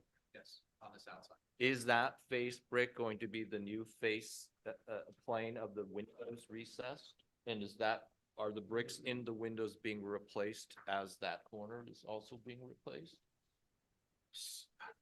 Yeah, I think your plan drawing is Okay. most, Yeah. if you go to so- your detail on the north corner, you don't have one at the window, but it's similar. Okay, so. One more. At this, Right. I mean, I could talk to it on either one of these elevations, so just on this one. where's- So right now we have this line right here, which is set back 3'6" from the corner. Right. To maintain the point. So this brick is gonna be replaced in kind, that's gonna be in the original plane. Can you go to the plan detail? Cause then we can really understand. There's a plan. There it is on the lower left, right there. So we're moving back. Yes, 3'6" yes. before we Yes. jog the wall out into the new plane. Yeah. So right now, this is coming out to 5 1/16 of an inch. We're gonna recess the windows 1 inch back from the new plane, to maintain, 1 inch a little bit of the cavity behind that. We could push it back. So maybe it's 1 very inch. small recess. Yeah, about an inch. You're looking Wow. at potentially the full depth we could go if we're butting that brick against the back is 1 7/16 of an inch. Hmm. But we do want to maintain a little bit of flow for any water runoff that's not going to sit on that recessed masonry in the back. We want to allow that to drain down properly. So would it be possible to do as Mark had suggested? And because you have a cavity, my concern is that if you don't just get a little wider and do the proper cavity wall construction, I'm worried you're going to get all kinds of crud stuck in that cavity, which looks very tight right now. That's why we actually have mortar nets and all that kind of business in there to really allow it to breathe and flow and let water come out. Otherwise, I worry that you're gonna potentially trap water and damage that facade even more than it may be already. Okay. The other concern I do have is the number of shelf angles, and then you change substrate where your stair is existing on the north corner. You've got stud wall and then you got masonry wall. I just wonder about if I were to look at an expansion joint diagram of the brick needed here with change of substrate, what's going on in these corners. I'm a little concerned about what it's going to look like. Are you going to have a lot of wider joints vertically, horizontally? There shouldn't be any issues with wider joints. Okay. In sense of the relieving angles, those joints may be a little wider, and as I Yeah. mentioned, we can probably eliminate. There's a lot the of them right intermediate now. Ones. I think currently we have 3. We cut it down to just the one at the bottom. Okay. And then regarding any expansion joints, nothing on the facade. We had spoken to our structural engineer about the stud wall infill based on the details that we have. Essentially, what we would have to do is remove the outer boards and reinforce that wall because the spacing is inadequate. I think it's about studs are 2 feet on center, so we'd have to install additional studs to make it 16 inches on center, and it's only tied in at the top and bottom, so we'd also tie that into the jambs. Once we have that, we'd be able to tie into the stud frame and into the masonry as well. So it's going to be in the same plane. There should The plane isn't the issue. It's change of substrate causing movement on the brick face. That's what I worry about. We are going to be spanning across and anchored into the masonry on Okay. either side. To make it one continuous Yeah. substrate. So there's going to be one piece that's Okay. spanning over that opening. We will be Okay. anchored into it, but it will be sturdy and stable enough on either side that we won't have to worry about any shifted movement. Okay, so to me, I'm just wondering about your detail there, because I think if you were to give it, ideally, the recesses would have some logic to the brick module and setbacks and returns. Normally, brick windows return full white, and then you get a plane of glass or something. And I worry about an inch setback at every window in that facade as being just too minimal. You are building a whole brick facade. I think it'd be nice to imagine that the window plane was the original facade plane. So there's kind of a story. This is what was added, this plane out front. The top I have a little worry about because it's so high and it's in the same plane as the existing facade. So the proportion gets a little top heavy. And I wondered if there was ever a way to take your new wall and let it set, just step back this way as you're doing in this way as well. Because when I look up at it, it's gonna feel a little odd because the original building never had such a big flat forehead on it. I don't know if my other commissioners feel that way. Yeah, that was my question, the rationale of that railing treatment. Why, is there an alternative? Sorry, I didn't catch that. Remember, you were basically building up this wall that Yeah. Commissioner Chu was talking about that, because you're trying to remove that railing. Is there a alternate scheme to rather building a massive parapet wall? There is potential to step it down Yeah. at other points throughout the facade so that we're maintaining a 42-inch Yeah. height. So I'm just we saying, can- we if there- can step it that down at helps. various heights. We were trying to limit that. The actual depth of the wall itself is, this is the original 3 white, and it's going to step out to the 4 white. Right. So as we're moving back, I know what you're saying, you don't want it to be such a large ass. It just, For the facade. it feels, Yeah. like if you were to turn it right where your new brick is, let that be the new line of a parapet and push back. You could even mount a rail behind it and set it back because the rail visually doesn't feel as solid. That's all. Yeah, I think that's something we had discussed, right, with potentially just moving this further back and with the gate, putting return on the gate, we could do that. I think the real idea was to minimize visual visibility on that the best we can. But that is something that we can definitely work through with staff. Thank you. Could you also potentially raise that brick detail? So it's, so it makes it, yeah, that detail, so it makes the parapet look shorter? We could do that. The thing is that this is an original marble element on the building, and the brick is meant to replicate that design. So we could potentially move it up to the next marble piece, but it's not going to be the same profile band that moves across with that. Yeah. Okay, other questions? All right, I think we're ready for our discussion. Thank you very much. I know. All right, so I want to thank the applicants for their thoughtful presentation and answering all of the questions so thoroughly for us.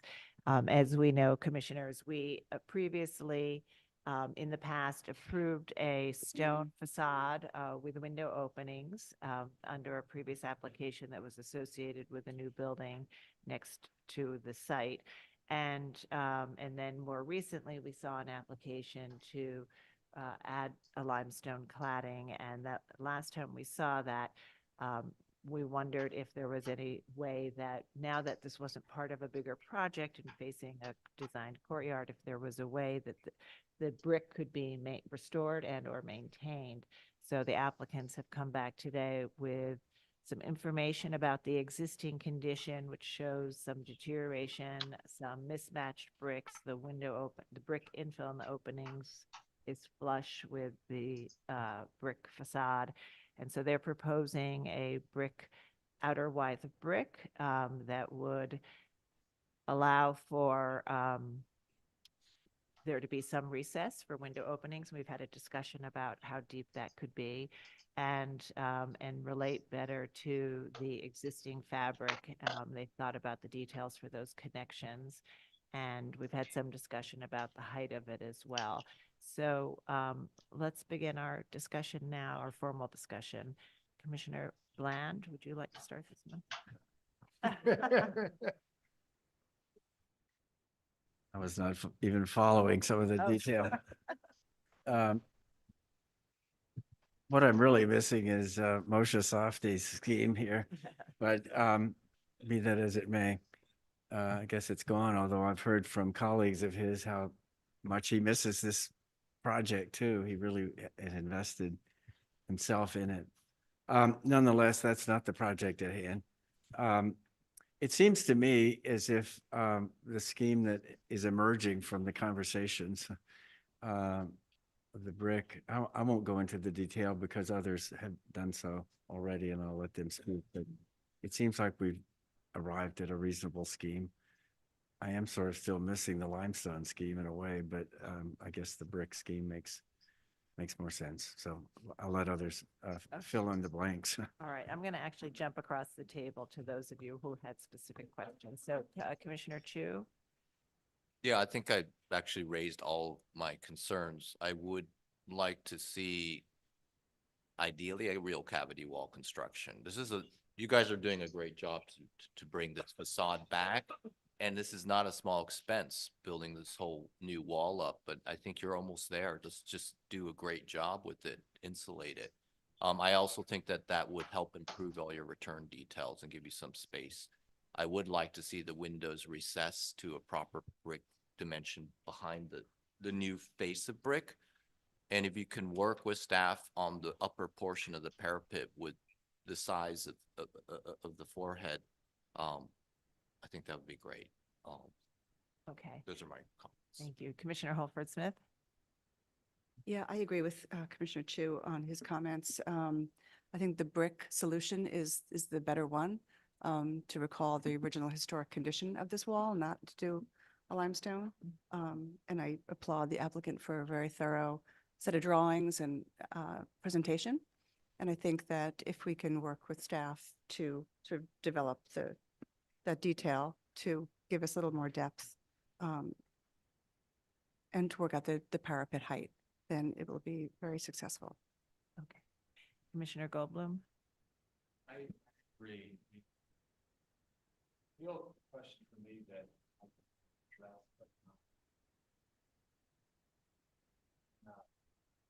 yeah, perhaps sidewalks is the reason for.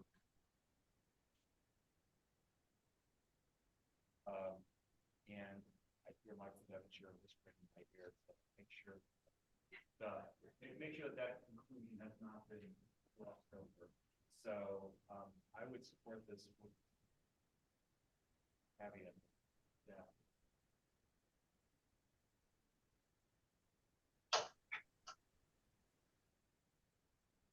Commissioner Ginsburg. So first, I want to compliment the applicant on really thoughtful, worked out details. And I agree with Commissioner Chu. And although I strongly encourage you to look at insulating the cavity wall and pushing the brick out, because I think that would long-term be better on multiple fronts. But greatly appreciate the work you've done and think this can be worked out with staff. Commissioner Chen. Yeah, I also want to compliment the applicant. Given the situation, I'm disappointed like Fred, but you're making the best out of it, and you're almost there. I think the Commissioner Chu and some of the commissioners' comments are right on the point. So look forward to seeing this facade finally getting its due proper attention. But kudos to the, it's not just the attention to detail, but I know the church is undergoing a lot of expense to build this wall. Yes, thank you very much. Commissioner Lutfi. A lot of important comments have been made around the table, and I'm going to say that I want to follow a lot of what Commissioner Chu has said, and everyone else has made some interesting additions, but I would like to echo the sentiment that the applicant has really done an amazing job here. And their response to the input from the commissioners just in the Q&A has been amazing. Like, you're clearly, you've been thorough, you've examined this, you've taken so many things into account, but you're still open. And that is, that's, the right way to proceed to have a fantastic outcome to a project. And ultimately, when this is done, there's going to be a finished facade here that is watertight, that looks good, that doesn't compete with the other facade, and it'll be uniform, but it will also set back, and there will be those images of where the original windows are. So I am very supportive with the comments that have been made. Commissioner Chapin.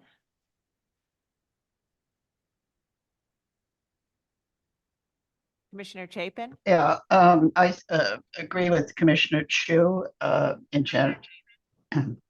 Yes, can you hear me? Yes. Can you hear me? Yes. Okay. Okay, sorry. It's in and out sometimes. And I wanted to note that Michael Goldblum's mic is not picking up as well as other people, so maybe his mic may be a little deficient. Anyway, I support Commissioner Chu's remarks and agree pretty much with everything he had to say. So I won't repeat all of that, but that's I think what he said was appropriate. Great, thank And you very much. Sorry. Yeah. Okay. That's fine. Commissioner Master. Yes, I agree. I think the applicant has done a wonderful job, and I also agree with Commissioner Chu's comments. All right. That's it. Great. So I think we're in agreement. So Commissioner Chu, I'm going to ask if you would read the motion and add the modifications that they pull it out a little bit to create more depth at the window and to study the height and placement of the parapet with the staff. Right. Okay. Thank you. In the case of LPC 23-10212 West 29th Street, also known as 270-272 Fifth Avenue, Marble Collegiate Church, a Romanesque Revival style church with Gothic Revival style details designed by Samuel A. Warner and built in 1851 to 54 with later additions. The application is to construct a stair, bay, and reclad secondary facades. Let's see, I want to note that certificate of appropriateness at 1944-89 issued on June 5th, 2019 for installing a new limestone ashlar masonry cladding and new windows on the west facade to create a new design secondary facade, and at the north alley installing a freestanding steel and glass slanted canopy mounted on steel posts in place of an addition that was previously approved for demolition. Certificate of appropriateness 1414-45 issued on March 7th, 2013 for larger project involving a transfer of development rights and modification of use in bulk, including, among other work, recladding the west side wall with limestone. The plan for this larger project was subsequently abandoned and the permits expired. I want to note that the secondary west facade was exposed after the adjacent Bancroft building at 325 West 29th Street was demolished, and that a larger project associated with the transfer of air rights to a new tower off the landmark site, including recladding the secondary facade with limestone, among other alterations, was previously approved by the commission and subsequently abandoned by the applicant, and that these permits have expired.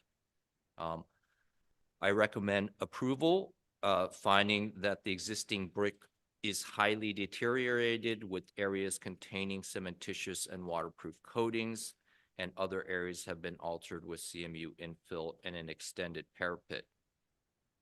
That the proposed addition of brick veneer will maintain the historic character of this facade using brick and mortar matching the historic brickwork, inset blind windows to match the size, shape, and placement of the historic fenestration, natural stone lintels and coping, and brick band course to match the historic coursing and profile.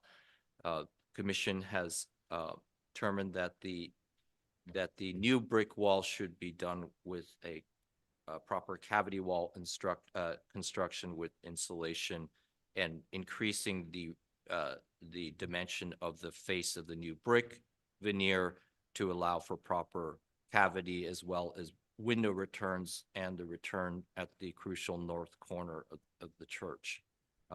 That the corner marble coining will be maintained, and that the added brick veneer will start at an intersection where the brick already has been removed. That this design of the western facade will be deferential to the primary facades and will continue to read as a secondary elevation. That the parapet will be stepped back from the tower at the north corner, allowing it to remain a prominent sculpture feature. That the applicant will work with staff on the height of the parapet, the new wall, and explore setting back or providing potentially an upper portion in railing to minimize visibility of the height of the addition. The proposed work will provide a finished watertight facade at an area that has been recently exposed after having been covered by an adjacent building for many decades. That the work will not detract from the significant architectural historic features of the individual landmark. And lastly, that the applicant will work with staff on the required jointing control expansion joints of the brick on the facade elevation. Thank you. And Commissioner Holford Smith, would you second that motion? Second. Thank you. And John, will you call the vote? Chair Carroll, Aye. Commissioner Bland. Aye. Commissioner Chapin, Aye. Commissioner Chen, Aye. Commissioner Chu, Aye. Commissioner Ginsburg, Aye. Commissioner Goldblum. Aye. Commissioner Holford Smith, Aye. Commissioner Lutfi. Aye. Commissioner Master. Aye. 10 in favor, none opposed, the motion passes. All right. Thank you very much for your thorough presentation and your careful work on the details, and please continue to work with the staff. Thanks. And we'll move to the next item. Thank you. We'll be beginning the public Preservation Department public hearing agenda with item number 1. LPC 2305203, a proposal for a certificate of appropriateness in the Borough of Brooklyn, Block 1850, Lot 16, 96 Macon Street in the Bedford Historic District. This is an empty lot, and the application is to construct a new building. Okay, commissioners, the applicants have entered the hearing. Jackie, I'm giving you control of the presentation. Please click on your screen. Great. You can advance the slides using your arrow keys or your mouse. Please state your name for the record and you may begin. Great. Hello, everyone. Can you hear me okay? Yes, we can hear you. Great. Thank you. Hello again, commissioners and landmark staff. Thank you for hearing this application today. Jackie Pudu-Vallon of JPD Preservation Consulting. I'm here today with the design architect, Brendan Coburn of the Brooklyn Studio. This is 96 Macon Street, a proposal to construct a new multifamily building on an empty lot. 96 Macon is on the south side of the street between Verona Place and Marcy Avenue in the Bedford Historic District. As you can see in the historic photo on the left, 96 Macon was once one of a pair of two row houses. The house on the lot was demolished prior to designation. The proposed building is in the Italianate style with an at-grade entrance reminiscent of entrances on Anglo-Italian style houses, which often have low stoops or sometimes no stoop at all. The reason for this at-grade entrance is to allow for an ADA compliant apartment on the ground floor of this multifamily building. Here's the streetscape showing you what the buildings look like on either side of this lot to the east and west. You'll note that the lot is between a row house, as I just explained, and a flats building. So one of the challenges is to mediate between these two building styles and types. Excuse me. Here's the north side of the street looking east and west for context. Here are detail images of the buildings to the west of the lot. You'll note the use of red brick and brownstone details. Here are detail images of the buildings to the east of the lot. You'll note the rusticated base of the flats building next door, as well as its arched pediments at entrances and the arched windows at the top floor. Here are historic maps showing you the development of this block. Let me go back to that. Oops, what did I just do?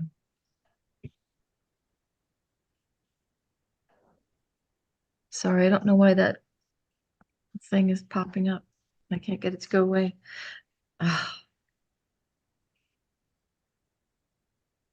Okay, sorry. Okay. So I just want to point out this is not a homogeneous block, and that there's a variety of building styles and types and sizes.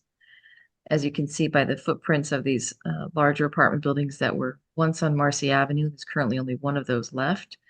The flats buildings on the top. And here's the current block plan supplemented by photos showing what the views look like. You'll note that although there is a gated parking lot on Marcy Avenue surrounding this tall apartment building, which you see here in the bottom right corner, the rear of the proposed building will not be visible from Marcy Avenue because the flats buildings, which you see beyond this gate, extend farther past the proposed lot location. In recent years, the commission has approved new buildings in this district that replicated historical styles, including at 162 Hancock Street on the left and 281 Jefferson Avenue on the right. Likewise, in a nearby district, the Bedford-Stuyvesant expanded Stuyvesant Heights district, the commission approved these buildings at 274 and 358 Malcolm X Boulevard, both of which feature at-grade entrances. The design team looked to styles within the district, and in particular, the Italianate style. Please take note of the arches that span between the brackets of this cornice at 282 Putnam Avenue on the left, the rusticated brownstone bases at the houses at 238 to 230 Madison Street, and the flat lintels at 282 Putnam and 286 to 294 Putnam, and at the houses at Madison as well. So with these previous approvals in mind and the details of the Italianate style, 96 Macon is intended to be a bridge between 98 Macon and the Flats building. Sorry, 98 Macon, which is the Flats building on the left, and 94 Macon, the row house to the right. Its cornice with arched fascia, its flat lintels and rusticated base are in keeping with the Italianate style. Its arched doorway and arched top floor windows speak to the Flats building. There are two header row lock courses articulating the arched openings, the arched window openings at the top floor, and a bulkhead is proposed at the roof, which incidentally will not be visible from the street. Here on the existing and proposed site plans, you can see how the new building will sit in relationship to its neighbors and how its areaway will align with the railings at the Flats building and sit back a bit from the stoop that's currently at the row house next door. You can also see that its facade will align with the row house and sit back a bit from the front of the Flats building. Here you can see the empty lot in context with its immediate neighbors in elevation. And here you can see the proposed building in context.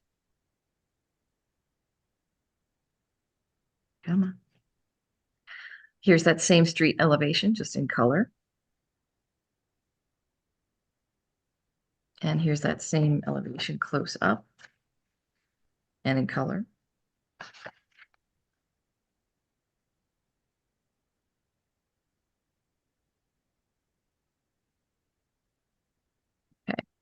Here are sections through the front facade wall and through the entrance.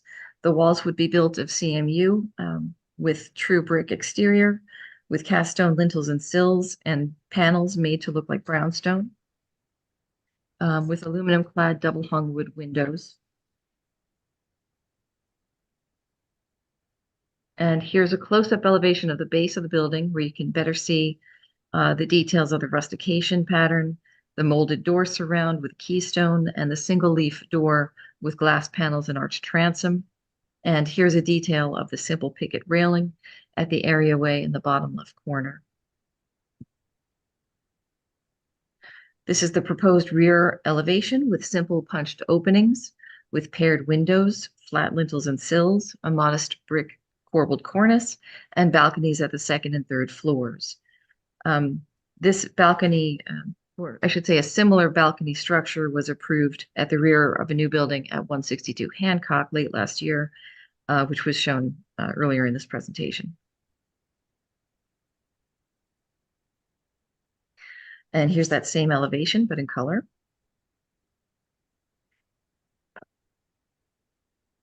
And this is the proposed rear yard in plan and in section.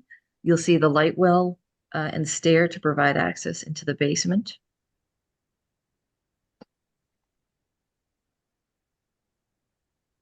And here's an illustration of the proposed materials: the red brick, the brownstone cast stone, the GFRC cornice to be painted black, the windows and doors to be painted black, the bluestone copings at parapets, and the elevation details for the cornice brackets. Here's the proposed building in section. This sightline diagram illustrates that the bulkhead will not be visible from the street when standing across the street from the building.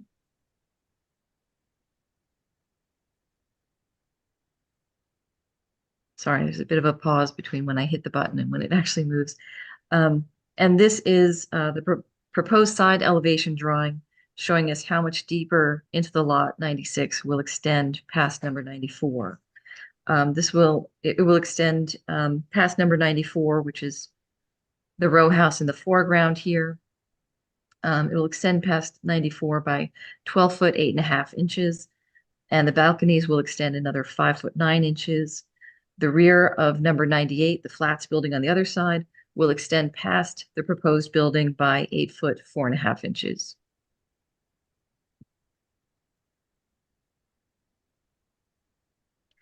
And this is a rendering looking east from Verona Place across the street. The proposed building is here, and you can see the remaining exposed lot line wall of the flats building next door.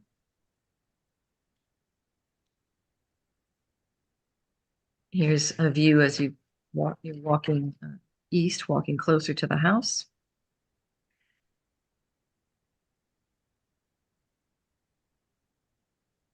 This is a rendered view looking west, and a view looking from directly across the street.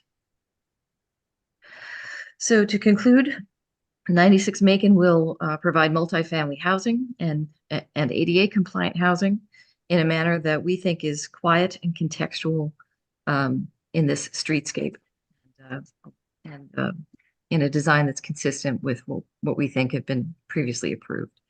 And we look forward to your questions and comments. Thank you. Thank you very much. Do we have questions, anyone? Yes, Commissioner Ginsburg. This is my theme today. Your wall section does it not show an insulated cavity wall, but shows insulation inside of the CMU, which I have two concerns. One, from an energy perspective, it's a bad detail, but two, from the long-term health of the building, the masonry, the inner with the masonry will go through a freeze-thaw cycle. And I would expect that if you went to an insulated cavity wall, you could do it in the same dimension by reducing the depth of the framing on the inside and have a better longer-term detail. So I'm curious why you haven't done that, since I'm making a statement, but should be asking a question. Understood. I'm going to ask Brendan, the architect, to answer that question. Sure. Brendan Coburn. Hello, commissioners. I think I'm certainly open to that approach. It hasn't been an approach we've used on these row house buildings for a number of reasons. One, lack of confidence in the ability of the person who's building the project to execute that exterior insulation detail to anyone's satisfaction. What we've done instead in these buildings is use wood studs on the walls that are facing outside and mineral wool, so that we get a much better wall on the inside of the room. And so that is how we've been doing it in these sort of smaller scale buildings, mostly just because we're sort of not happy with our expectation for what's achievable in the field is not terribly high. So we find this solution to be, it meets the energy code, but it also is in my opinion, sort of less likely to not be executed correctly. Did I say that right? More likely to be executed correctly. Okay. All right. Other questions? All right. Let's see if we have public testimony. I'll note that there is no one present in the room to speak on this item, so I'll turn it over to Gregory Kalla to see if we have any remote participants. Thank you, Chair Carroll. We have a few participants with their hands raised in the attendees list. If you would like to speak on this item, please click the raise hand button now, and I will call on you. The first person we'll be hearing from is Evelyn Collier from Brooklyn Community Board 3. Evelyn Collier, I'm promoting you to panelist right now.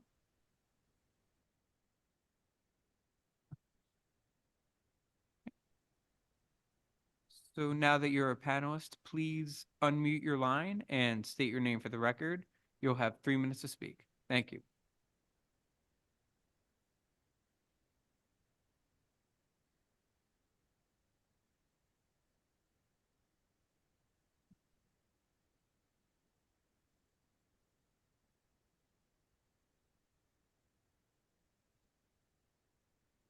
Hello, Evelyn Collier, are you with us?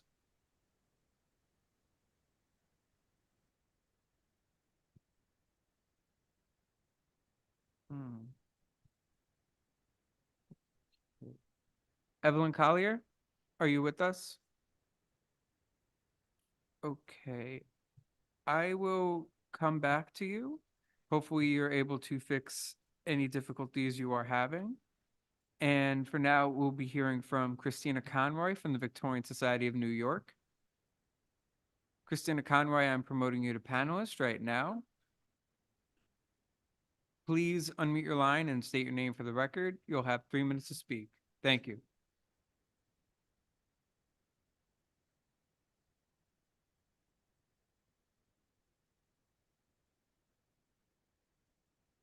Good morning, Commissioners. I'm Christina Conroy for the Victorian Society, New York.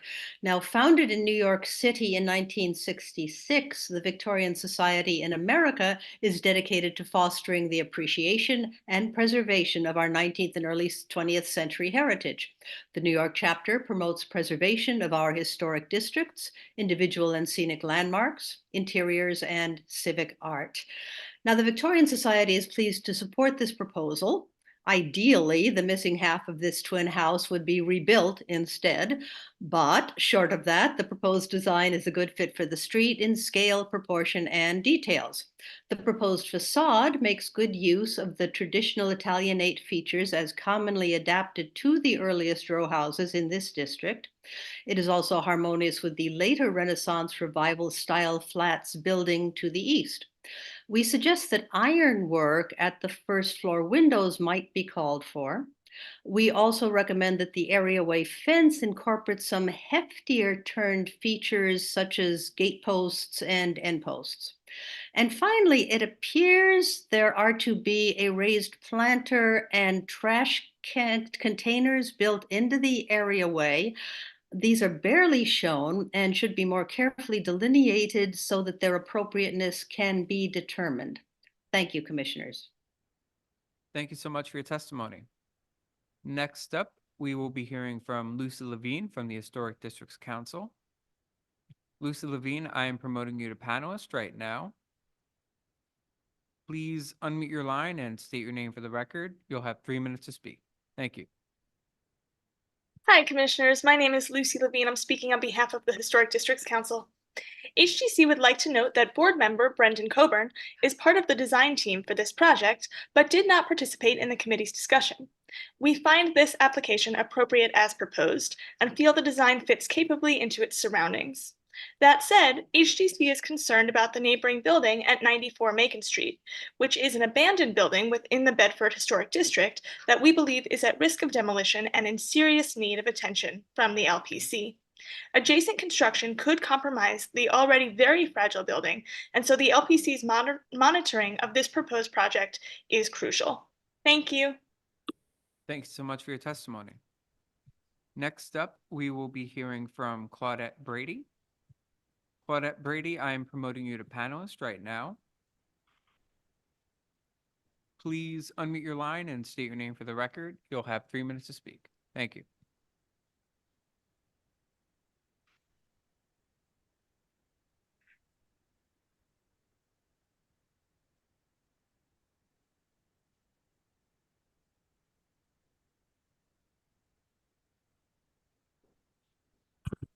Are you hearing me? Hi. Okay. Yes, Claudette. Yes. You're coming in a little too loud. If you could possibly step away from the microphone a little bit. Okay. Is that better? Yes, this is definitely a little bit better. Thank you. Sorry, I've been having speaker issues. All right. As I said, my name is Claudette Brady. I am the executive director for Save Harlem Now and one of the community advocates involved in the designation of the Bedford Historic District. I will second the comments by the Victorian Society. My concern, as shared with HDC, is that the adjacent building 94 Macon is protected, that it is shored up correctly, and that all 1088 standards apply, including inspection prior to construction and vibration monitoring throughout construction. Thank you so much and have a great day. Thank you so much for your testimony. Okay. Evelyn Collier, if you could please raise your hand to indicate that you're still with us. I will try to get you on one more time. Okay, I'm going to promote you to panelist right now.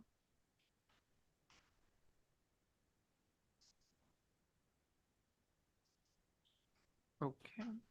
So Evelyn Collier, please unmute your line and state your name for the record. You will have 3 minutes to speak. Hi, my name is Evelyn Collier. Can you hear me now? Yes, we can hear you. Thank you.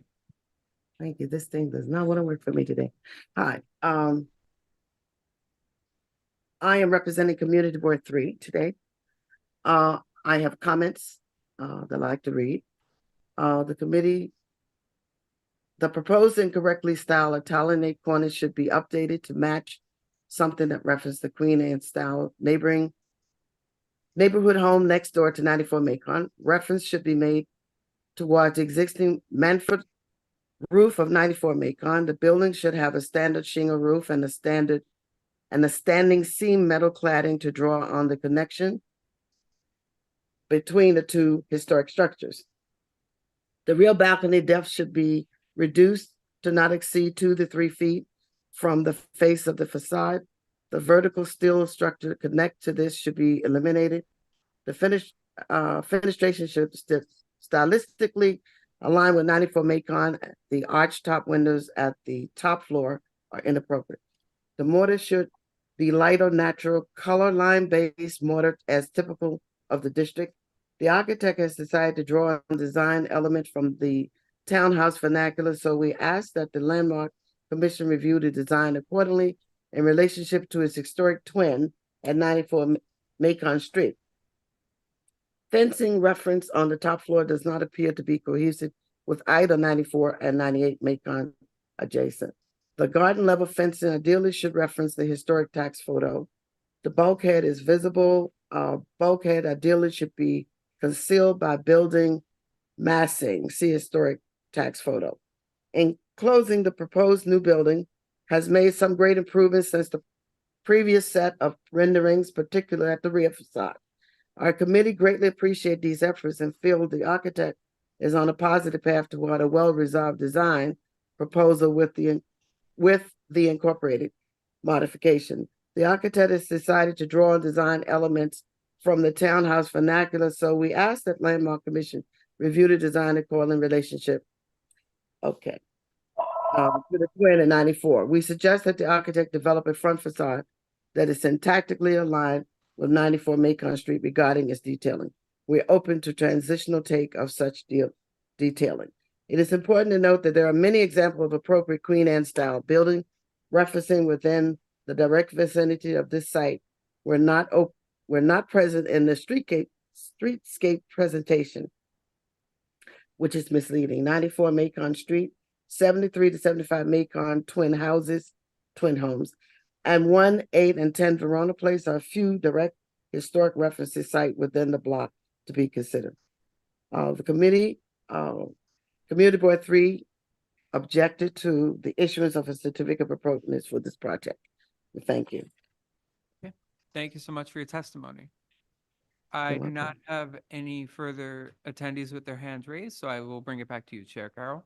All right, thank you very much. And I just want to respond to the comments about the excavation. I just want to make it clear that we're asking DOB to do an enhanced review and or audit of all new buildings that are in close proximity to landmark buildings. So that is something that we'll be working on and coordinating with our colleagues on DOB for this project as well. But now I'd like to turn to the applicants and ask if you would like to respond to the comments, which were mostly supportive, except for Community Board 3, which I think had really concerns about the stylistic choices. Yes, thank you, Chair Carroll. I just want to briefly say we have already been in communication with LPC staff regarding the structure next door. We understand it has been abandoned and that special care needs to be taken. The necessary engineering drawings have been submitted for review, and the owner understands he's going to have to continue to work with LPC and coordinate on that. And regarding the design issues, I'd like to ask the design architect, Brendan Coburn, to address those concerns, please. I guess I would say just that because we're designing a multifamily apartment building rather than a single family house, we sort of paid more stylistic massing and architectural attention to the adjacent apartment building than to the single family house at 94. I mean, we love 94, would love to recreate 96 as 94, but we're not doing a single family house, and we had to accommodate the ADA requirements for at-grade entry. And so we developed this, what we believe is a sort of very quiet, respectful, and if all goes well, complete, almost invisible contributing building for the district. So that was our logic on sort of choosing to use a more Anglo-Italianate style and relate more to the apartment building than to the house. That's it. Thank you. All right, thank you. Commissioners, any final questions? And Sarah, if I could address 94 Macon Street, the commission's enforcement staff is very aware of 94 Macon Street. We've taken various enforcement actions, including issuance of a chair's order. Unfortunately, the owner died, his wife then died, and the son also died. So it was in probate for some time. We had the law department undertake an investigation. They located a first wife on Long Island. Last year, the probate matter was resolved. So now there's a new owner. We've been in touch with the new owner. During the interim, DOB did issue a demolition order for the building, but the new owner has been shoring and bracing the building extensively for the past 3 months. We get frequent updates. In fact, as of last Friday, they had put in shoring on all floors of the building on the inside, also have done bracing. So DOB has issued a hold 4 times on demolition order. And as long as the new owner continues to work, the building should be fine.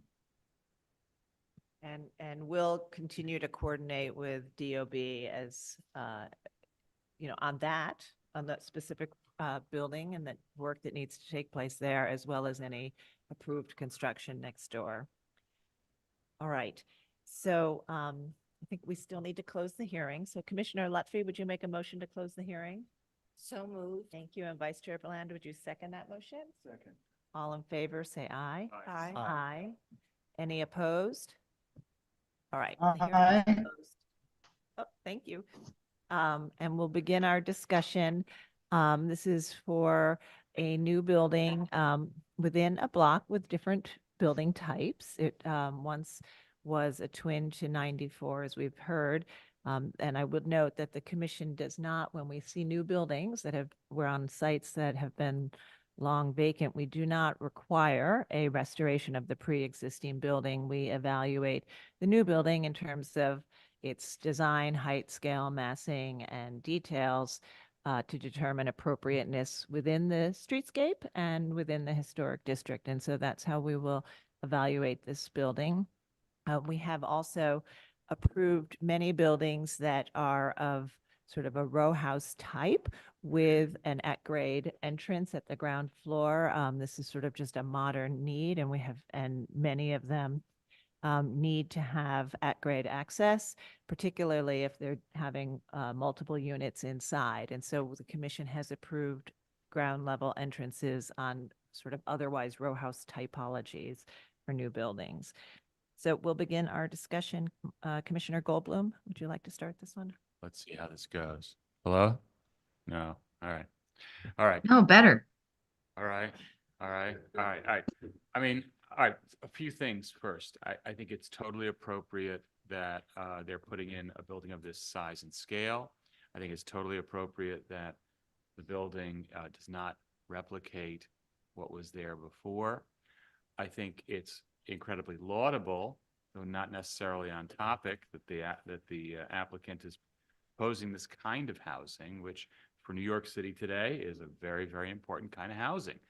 Small, infill, modest, affordable, multifamily housing. I think it's great. I wish we saw a ton more of it. I think Brendan's choice of the word invisible is very telling. I think that their choice to make the building as they have is an appropriate choice, if it's not always the most fun choice. I think that most of the decisions that have been made as a result of that initial decision about scale and then style make perfect sense to me and are totally appropriate. I do think that when I look at the building, I don't see a transitional building. I see a traditional building. I think that the choice of the cornice details, the choice of the surround at the base of the arched window indicates a kind of full-on commitment to a traditional design, which again, I think is appropriate.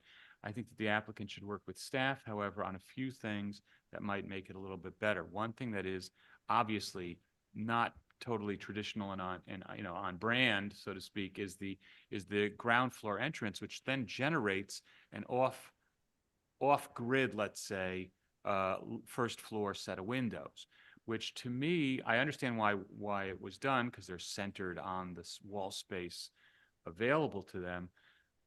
There's something kind of peculiar a little bit about that the center brownstone post being I don't know. There's something about it within the language of a straight-on traditional building that looks a little bit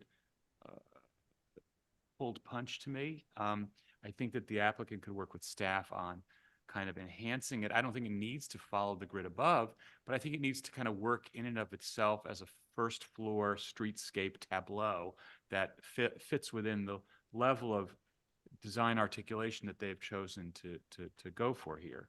I think that also applies to how the brownstone butts up with the brick. I think that could be looked at a little bit. But I think in general, it's a totally appropriate scheme. I think the back facade is fine as is. So I agree with Commissioner Goldblum and just would, it's appropriate.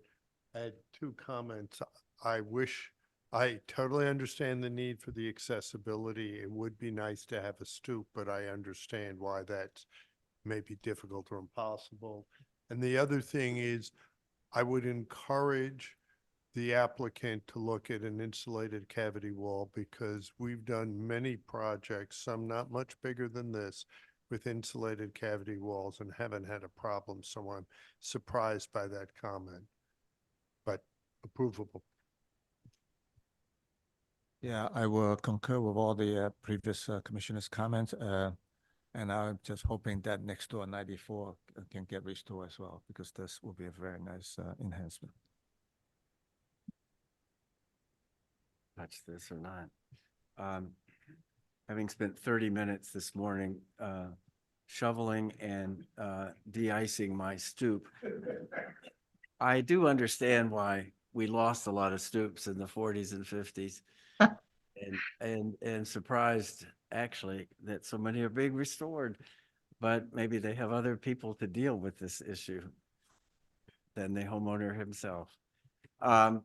Nonetheless, back to this, I think this is a perfectly great infill building, invisible, as Brendan says. And I don't find any fault with it particularly at all. I can accept it as it is.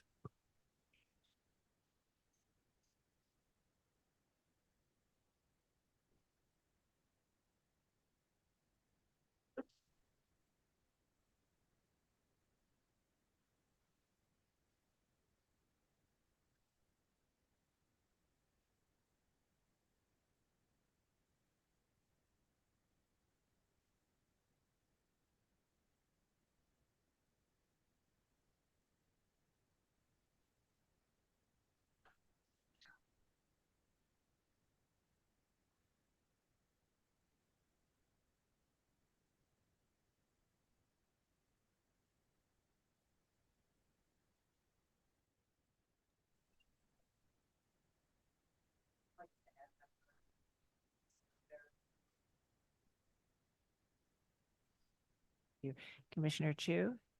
Yeah, I agree with my fellow commissioners' comments, including Commissioner Goldblum's comment about the lower portion. Yeah, I think it's perfectly appropriate. It just looks like a design that was of a historic townhouse that got its stoop removed, and it's a new design. So I think maybe they can work a little bit on the elevation. Commissioner Halford Smith? Yeah, I agree with the comments.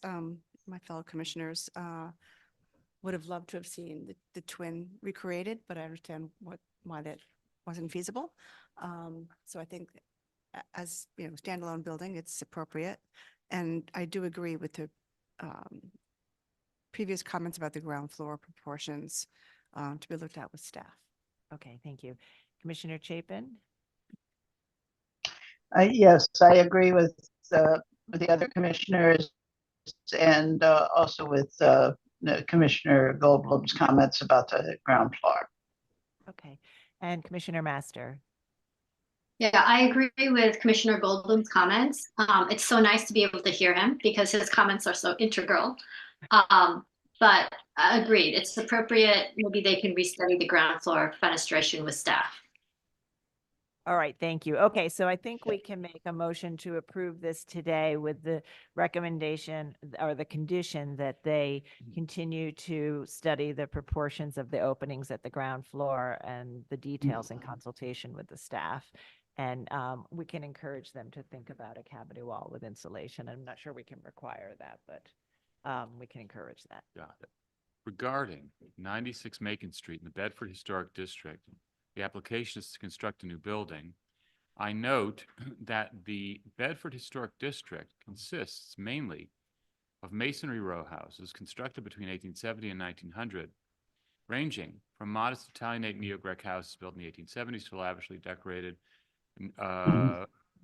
lavishly ornamented neo-Greek, Queen Anne, and Romanesque revival and Renaissance revival structures from the 1880s and 1890s, and that the lot was previously occupied by a Queen Anne style row house that was paired with 94 Macon Street, both built about 1882, and that was demolished in about 1950 prior to designation. I recommend approval with modifications. Finding that the construction of a new building on the vacant lot will eliminate a gap in the street wall, that the proposed height and massing of the building will be consistent with the neighboring buildings and buildings typically found in mid-block sites throughout the district, will provide a harmonious transition between the two buildings that adjoin the site. That the building's height and depth is typical for the block, slightly higher than the adjoining row house, shorter than the adjoining apartment building, and extending into the rear yard halfway between the two different building types, and therefore will not overwhelm the neighboring buildings or central green space. That the Italianate stylistic references of certain elements of the facade, including the brick facade, brownstone base, arched windows, gentle entry surround, graduated window heights, bracketed cornice, harmonize with the existing Italianate style row houses in the district. That the variety of materials and finishes of the front facade, featuring red-faced brick, precast brownstone units, painted wood entrance infill, black double-hung aluminum-clad wood windows, and a fiberglass cornice will harmonize with the materials, colors, and level of articulation at primary facades of contributing buildings within the historic district. That the areaway fence line will align with the neighboring areaways and the areaway components, including simple metal fencing, bluestone paving, planting bed, will be in keeping with elements typically found at areaways throughout the streetscape and elsewhere in this historic district. That the rear facade is simply designed and features a high solid to void ratio, fenestration pattern, and color palette that will be in keeping with typical rear facades of row houses within this historic district, and the presence of a two-tiered rear deck on this new building will not detract from adjacent buildings. That the stair bulkhead will be simply designed typical in size and will not be seen directly over the front facade and will only be minimally visible from the west. And that the proposed building will not diminish the special architectural and historic character of the historic district. I recommend that the applicant work with the staff to explore the design, proportions, details, and layout of the fenestration and rustication at the ground floor. And we strongly suggest that the applicant consider a different model for the installation and construction assembly shown at the front facade. Thank you. And Commissioner Holford-Smith, would you second that motion? Second. Mark, will you call the vote? Chair Carroll, Aye. Commissioner Bland, Commissioner Chapin, Aye. Commissioner Chen, Aye. Commissioner Chu, Aye. Commissioner Ginsburg, Aye. Commissioner Goldblum, Aye. Commissioner Lutfi. Aye. Commissioner Master, Aye. Commissioner Holford Smith. Aye. With 10 in favor and none opposed, the motion passes. Thank you. Thank you, commissioners. All right, thank you. So please continue to work with the staff on the ground floor, and we'll move to the next item. Next item is public hearing item number 2. LPC 2405823, proposal for a certificate of appropriateness in the Borough of Manhattan, Block 180, Lot 7509, 77 Hudson Street, aka 77 and 79 Hudson Street in the Tribeca West Historic District. A Romanesque revival style store and loft building designed by Martin V.B. Verdon and built in 1893 to 94. Application is to legalize the removal of vault lights at the sidewalk without Landmarks Preservation Commission permits.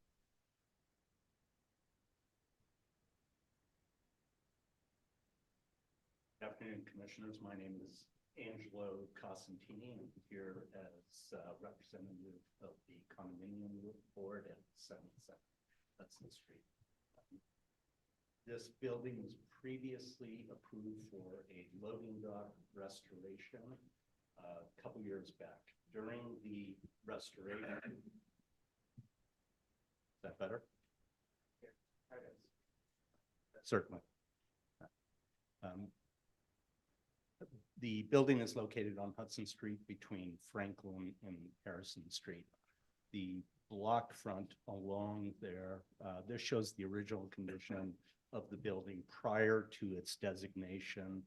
I believe this photo is 1940s, and it shows the sidewalk lights.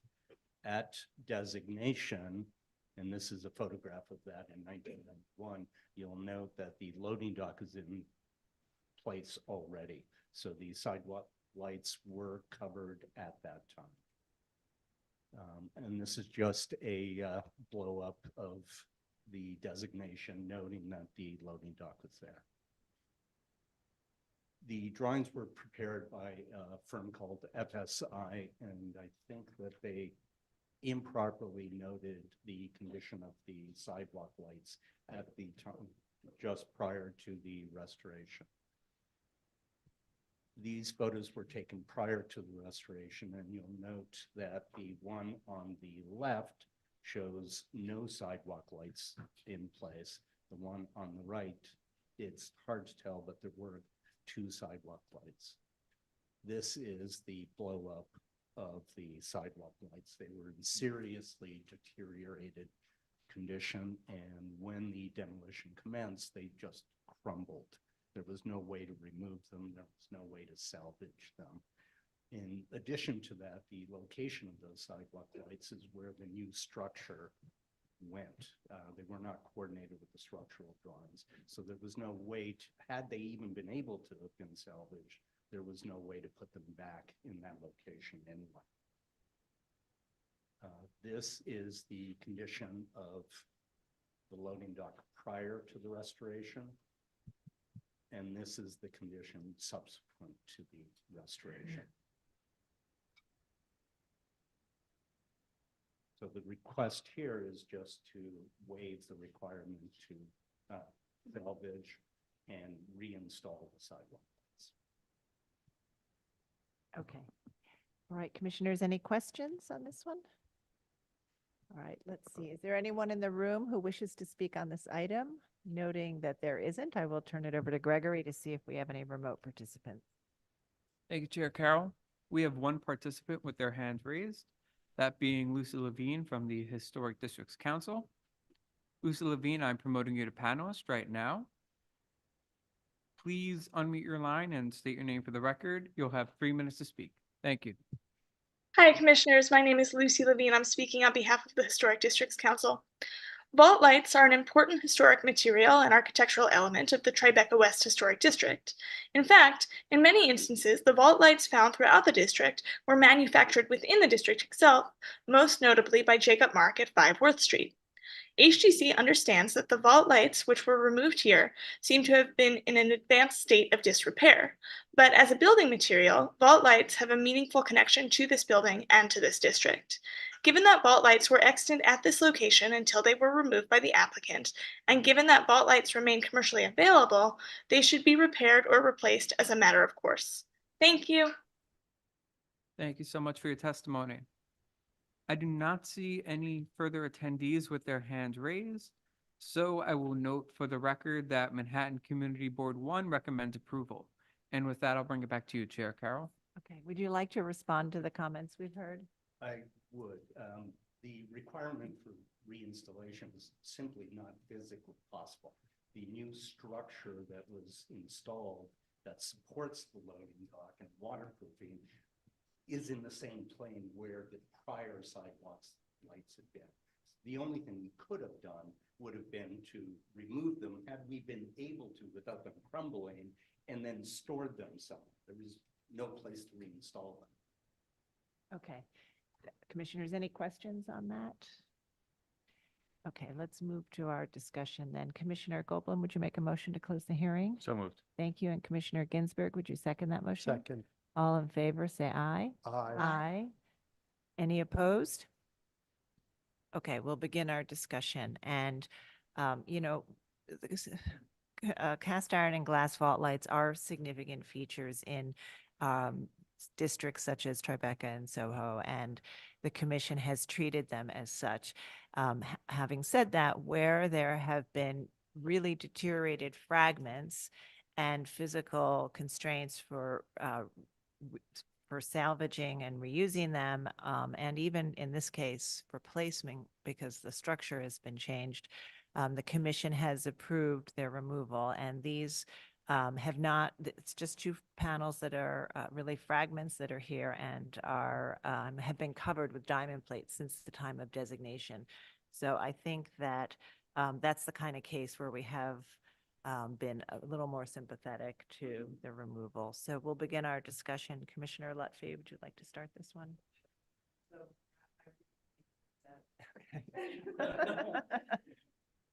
there are just these two fragments of all lights and, the surface covered with diamond plate at the destination.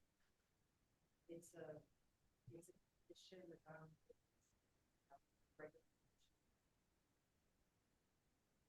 Okay. And I think it helped to understand the structural issues as well. Commissioner Chu? I'm in agreement. Okay. Commissioner Holford Smith?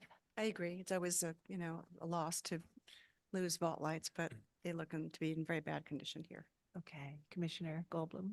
Yeah, same. All right. Does anyone have any differing opinions or other thoughts on this? Okay, so then I think we'll go ahead and make a motion to approve that. Commissioner Lutfi? Great. In the matter of docket 24-05-823, 77 Hudson Street, AKA 77-79 Hudson Street, Tribeca West Historic District, a Romanesque revival style store and loft building designed by Martin V.B. Furden and built in 1893-94. The application is to legalize the removal of vault lights at the sidewalk without LPC commission permits. I note that the building style, scale, materials, and details are among the features that contribute to the special architectural and historic character of the Stuyvesant. That's wrong. Rebecca West. Of the historic district. I also note that the sidewalk at this block features granite paving with raised diamond plate platforms and steps, and that there are no remaining exposed vault lights in the streetscape. I recommend approval finding that there were only two remaining fragments of the cast iron vault light panels underneath the previous diamond plate, and they were severely deteriorated and fell apart when removed. That reconstructing the platform and steps supported the long-term preservation of the building by reducing water infiltration and potential structural damage, that the vault light panels were covered with diamond plate at the time of designation. Therefore, the installation of new diamond plate at the platforms and steps did not result in a perceptible change in the streetscape and is consistent with the conditions at storefront entrances along this block, and that the removal of the concealed vault lights does not detract from the special architectural and historic character of the building or the Tribeca West Historic District. Thank you. And Commissioner Chu, would you second that motion? Second. Chair Carroll? Aye. Commissioner Bland? Aye. Commissioner Chapin? Aye. Commissioner Chen? Aye. Commissioner Chu? Aye. Commissioner Ginsburg, Aye. Commissioner Goldblum. Aye. Commissioner Lutfi, Aye. Commissioner Master, Aye. Commissioner Holford Smith. Aye. With 10 in favor and none opposed, the motion passes. All right, that's approved. Thank you. We'll try to do one more item for lunch. Moving on to public hearing, item number 3, LPC docket number 2401920, proposal for a certificate of appropriateness in the Borough of Manhattan, block 141, lot 15, 315 Greenwich Street in the Tribeca West Historic District. Proposal is an Italianate-style store and lofts building built 1861 to 1862. Application is to create a new opening and install storefront infill and remove the fire escape baskets.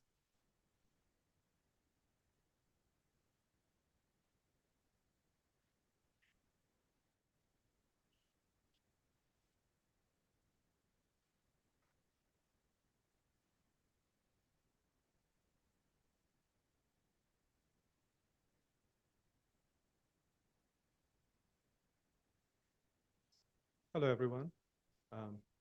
My name is Gagandeep Singh. I'm an architect at Studio Castellano.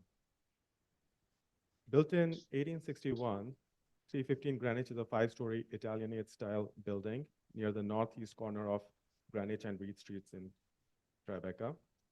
The new owner of the building is doing a lot of restoration. The owner would like to punch a new window opening on the ground floor. Also, the owner would like to remove the unused fire escape baskets. I would just like to quickly mention other restoration items that the owner is going to do here. The installation of new cornice to match the original historic design, replacement of new non-historic storefront with a storefront based on original historic design, removal of AC units and unused hardware elements from facade, patching of stucco, cleaning of the entire facades on Greenwich and Reed Street, and more. These items are under staff level review.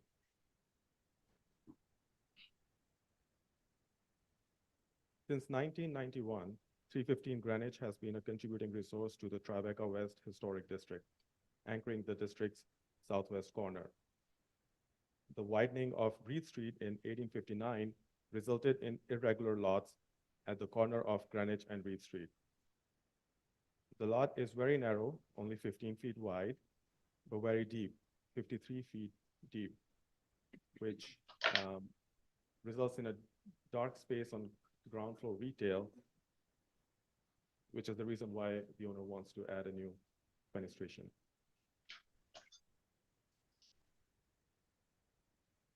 Though 315 Greenwich, highlighted here with a red line, predates the neighboring 317 Greenwich by about 5 years, they appear to share many similar details, like brownstone facades, segmental arched window openings, similar cast iron storefronts, and similar ornamental cornices. The reconstruction of cornice at 315 Greenwich is under staff level evaluation.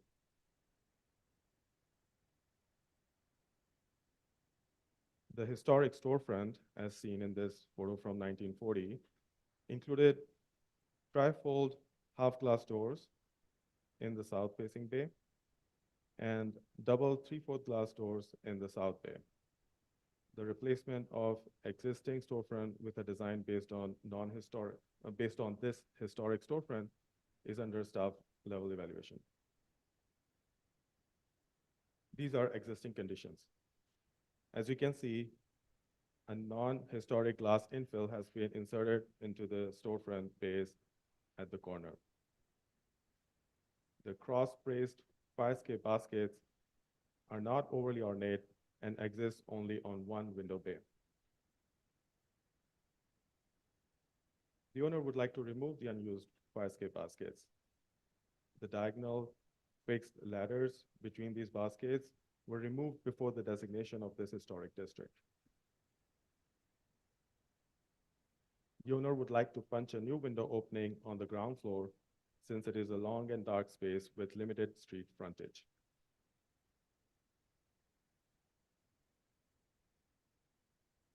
We will remove a portion of the brick wall on ground floor and install a concealed steel structure behind the new storefront.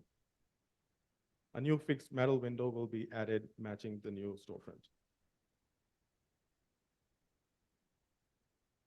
Here you can see the elevation of the new window and the storefront based on the historic storefront design. To complete the cast iron framework around the fenestrations, a new cast iron pilaster matching the existing pilaster will be added. You can see that at the very right end of the storefront. Here's a section through the storefront window along with some details. You can come back to it as needed. And some examples of other storefronts in the neighborhood. Thank you. Thank you. Do we have questions on this application? All right, not seeing any questions, we'll move to public testimony, and I'll note that there is no one present in the hearing room, so I will turn it to Gregory to see if we have remote participants. Thank you, Chair Carroll. We have a couple of hands raised in the attendees list. The first person we'll be hearing from is Christina Conroy from the Victorian Society of New York. Christina Conroy, I'm promoting you to panelist right now. Please unmute your line and state your name for the record. You'll have 3 minutes to speak. Thank you.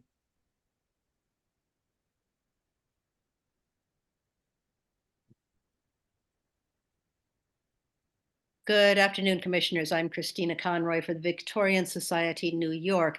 Now, this proposal has two parts, which require two different responses. We urge denial of the proposal to remove the fire baskets.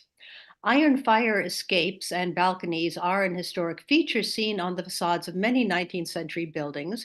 They document not only the frequent use of iron on 19th century buildings, but also the city's response to the Triangle Shirtwaist Company fire, when countless building owners were required to add them to existing structures. The design of the baskets at 315 with iron slat floors and diagonal crossbars facing the street is also typical. Nearly identical ones can be seen on neighboring buildings at 317 to 19 and 321 Greenwich, helping to unify the streetscape, and these must not be removed. We urge approval with modifications of the new ground floor window opening facing Reed Street, the removal of the existing painted masonry on the secondary facade won't destroy any significant protected material, and there are historic window openings on the upper floors. However, we feel that replicating the design of the historic display windows, cornice, and cast iron column covers would be a mistake. The Greenwich Street facade is a fully developed primary facade. The mid-19th century widening of Reed Street resulted only in a single bay window fronting this street. This is reflected in the historic single bay return of the Greenwich Street storefront. Beyond that single bay, this side of the building angles back and becomes a lot line wall. Extending the storefront with its cornice past the angle onto the online wall confuses this historic pattern. We suggest leaving the existing storefront intact and providing a much simplified window typical of an undeveloped lot line wall. Thank you, Commissioners. Thank you so much for your testimony. Next up, we will be hearing from Lucy Levine from the Historic Districts Council. Lucy Levine, I am promoting you to panelist right now. Please unmute your line and state your name for the record. You'll have 3 minutes to speak. Thank you. Hi, Commissioners. My name is Lucy Levine. I'm speaking on behalf of the Historic Districts Council. HDC supports the new opening and storefront infill, but we believe that the fire escape baskets should be maintained. They are not simply utilitarian, but actually a decorative element of the facade, matching the fire escapes next door at 317 Greenwich Street. Thank you. Thank you so much for your testimony. I do not see any further hands raised in the attendees list, so I will note for the record that Manhattan Community Board 1 recommends approval of the proposal without the removal of any original materials, including and not limited to the fire balconies and existing storefront columns. And I will bring it back to you, Chair Carroll. like to ask if you'd like to respond to the comments we've heard. I just want to clarify that on ground floor, we are not extending the existing cornice to the new addition of the storefront. It is only as a window that we are adding and the pilaster. Above that, there will be a flat cast iron panel. So the existing cornice is not getting extended. I'm happy to take the recommendations to the ownership and regarding the fire escape balconies. Other than that, I don't have anything else. Okay, so with the new opening, is you're going to open up the wall immediately adjacent to the cast iron pilaster, so not? Correct. Okay. And did you look at just doing a punched opening that would stand on its own, or? Yes, we did look at various options of doing a simple opening. We just wanted this to be coherent with the storefront, so we liked this opening the most, this design the most. Okay, all right. Commissioners, any other final questions? No, okay, so let's move to close our hearing. Vice Chair Bland, would you make a motion to close the hearing? Thank you. And Commissioner Chen, would you second that motion? Second. All in favor, say aye. Aye. Aye. Any opposed? All right, we'll begin our discussion, and there are two components to this application. One is to remove the fire escape baskets, which remain. The ladders were removed evidently prior to designation. And the second component is to create another opening for the ground floor storefront on the Reed Street facing facade. And so we'll begin our discussion. Commissioner Holford Smith, would you like to start this one? Sure. Well, I actually agree with testimony on this, on both parts of the application. I think that the fire escape baskets are an important part of the facade here, and they're a historic original material that should be maintained. And the storefront, I think there's, there's no reason to not put another window onto Reed Street, but I think that mimicking the cast iron detailing is really not the way to go. And they're showing a flat piece of steel or cast iron to sort of come across from where the cornice is. And I think that new opening should be its own thing and not try to mimic the cast iron. So maybe it could be pushed over a little bit and just set in the masonry, has a full masonry surround. I think that the window itself could be the same configuration, but I think that the cast iron surrounding it should just be brick. Okay, thank you. Commissioner Goldblum? I'm actually okay with it as is, with the rationale being that storefronts have historically changed all the time. And I think that the notion of wrapping it around would look good, even if it would not be historically orthodox or preservationally orthodox. But I think that Ann's approach is also totally fine. And if that's the thinking of the majority, I would certainly support it. And I agree about the baskets, mostly because they are not the simple vanilla baskets that we often see, but that they do have a level of distinctiveness that I do associate with this style of building. Not to mention, I kind of think it's an amenity. People like them. Put your plants out there, hang out on a nice day. But that's really up to them. But I think that they are of a decorative level that we would often support. Okay, Commissioner Ginsburg? I agree with Commissioner Holford Smith's recommendations, and with those can approve it. Commissioner Chen? Yeah, I mean, on the part one is obviously the fire balcony is I always have a preference for preserving them. So it's my personal bias. I'm glad the testimony and the agree with that. And Michael posed an interesting dilemma for me. I'm more flexible in terms of, I totally can support Ann Holford Smith's position, but also I take Michael's suggestion. So let's see what the rest of the commission want to do. Okay, Vice Chair Bland? I'm not going to help. I think either one is acceptable, frankly. But the baskets, I think, are an important part of the building. the ownership, so certainly that. I don't know where you end up on your votes. You know, I get enough votes on that, like one on each side. Okay. So. Commissioner Lutfi? I agree with Anne in terms of the balconies and also the base of the building. Okay. Commissioner Chu? And I'm in agreement with Ann's comments as well. Okay. And Commissioner Chapin? Yeah, I agree with Commissioner Holford Smith on this one. And Commissioner Master? In both both items. Got it. Thank you. Commissioner Master? I agree that we should keep the fire baskets. I think they add to the building. In terms of the retail space, I'm kind of more in agreement with Commissioner Goldblum that they should be able to do this as a decorative matter, but I understand Commissioner Holford Smith's point as well, so.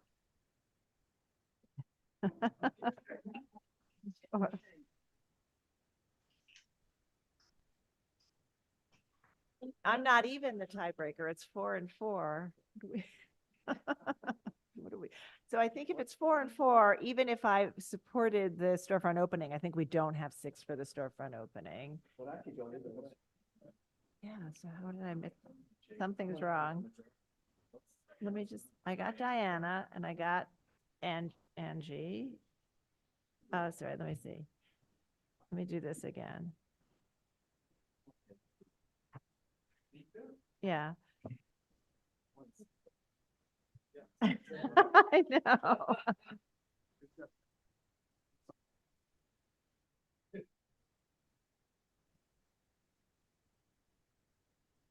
Oh, Jeannie.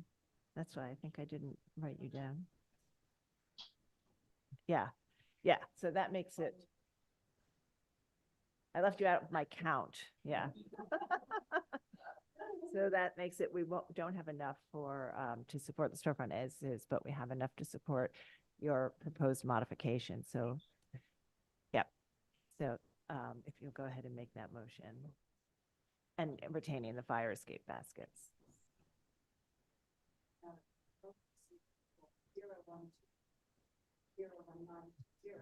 315 Frank Street in Quebec. And style store in Las Vegas, built in 1861. The application to create a new install store retail and remove fire escape. And look at the building style, scale, interior details, and number features that contribute to special historic character of the Quebec West Historic District. Also note that the building's chamfered southwest corner is a result of an unusual loss that was created during the widening of the school.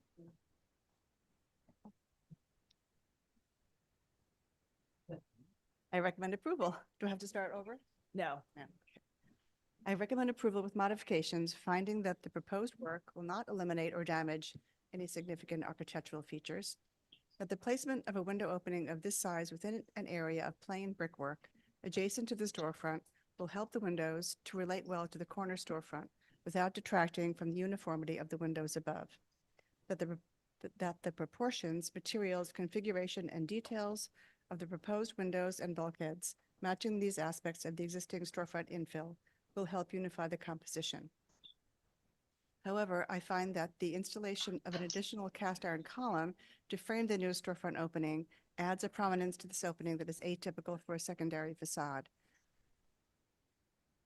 and that the placement of the infill immediately adjacent to the historic cast iron pier will detract from the proportions and prominence of the historic corner assembly. Therefore, I recommend that the proposed cast iron framing be eliminated and that the opening be moved eastward, maintaining a portion of brickwork between the new opening and the historic cast iron. And that the existing fire escape baskets are a contributing part of the facade of the main facade of the building and should be maintained. Thank you. And Commissioner Chu, would you second that motion? Second. Mark? Chair Carroll, Aye. Commissioner Bland, Commissioner Chapin,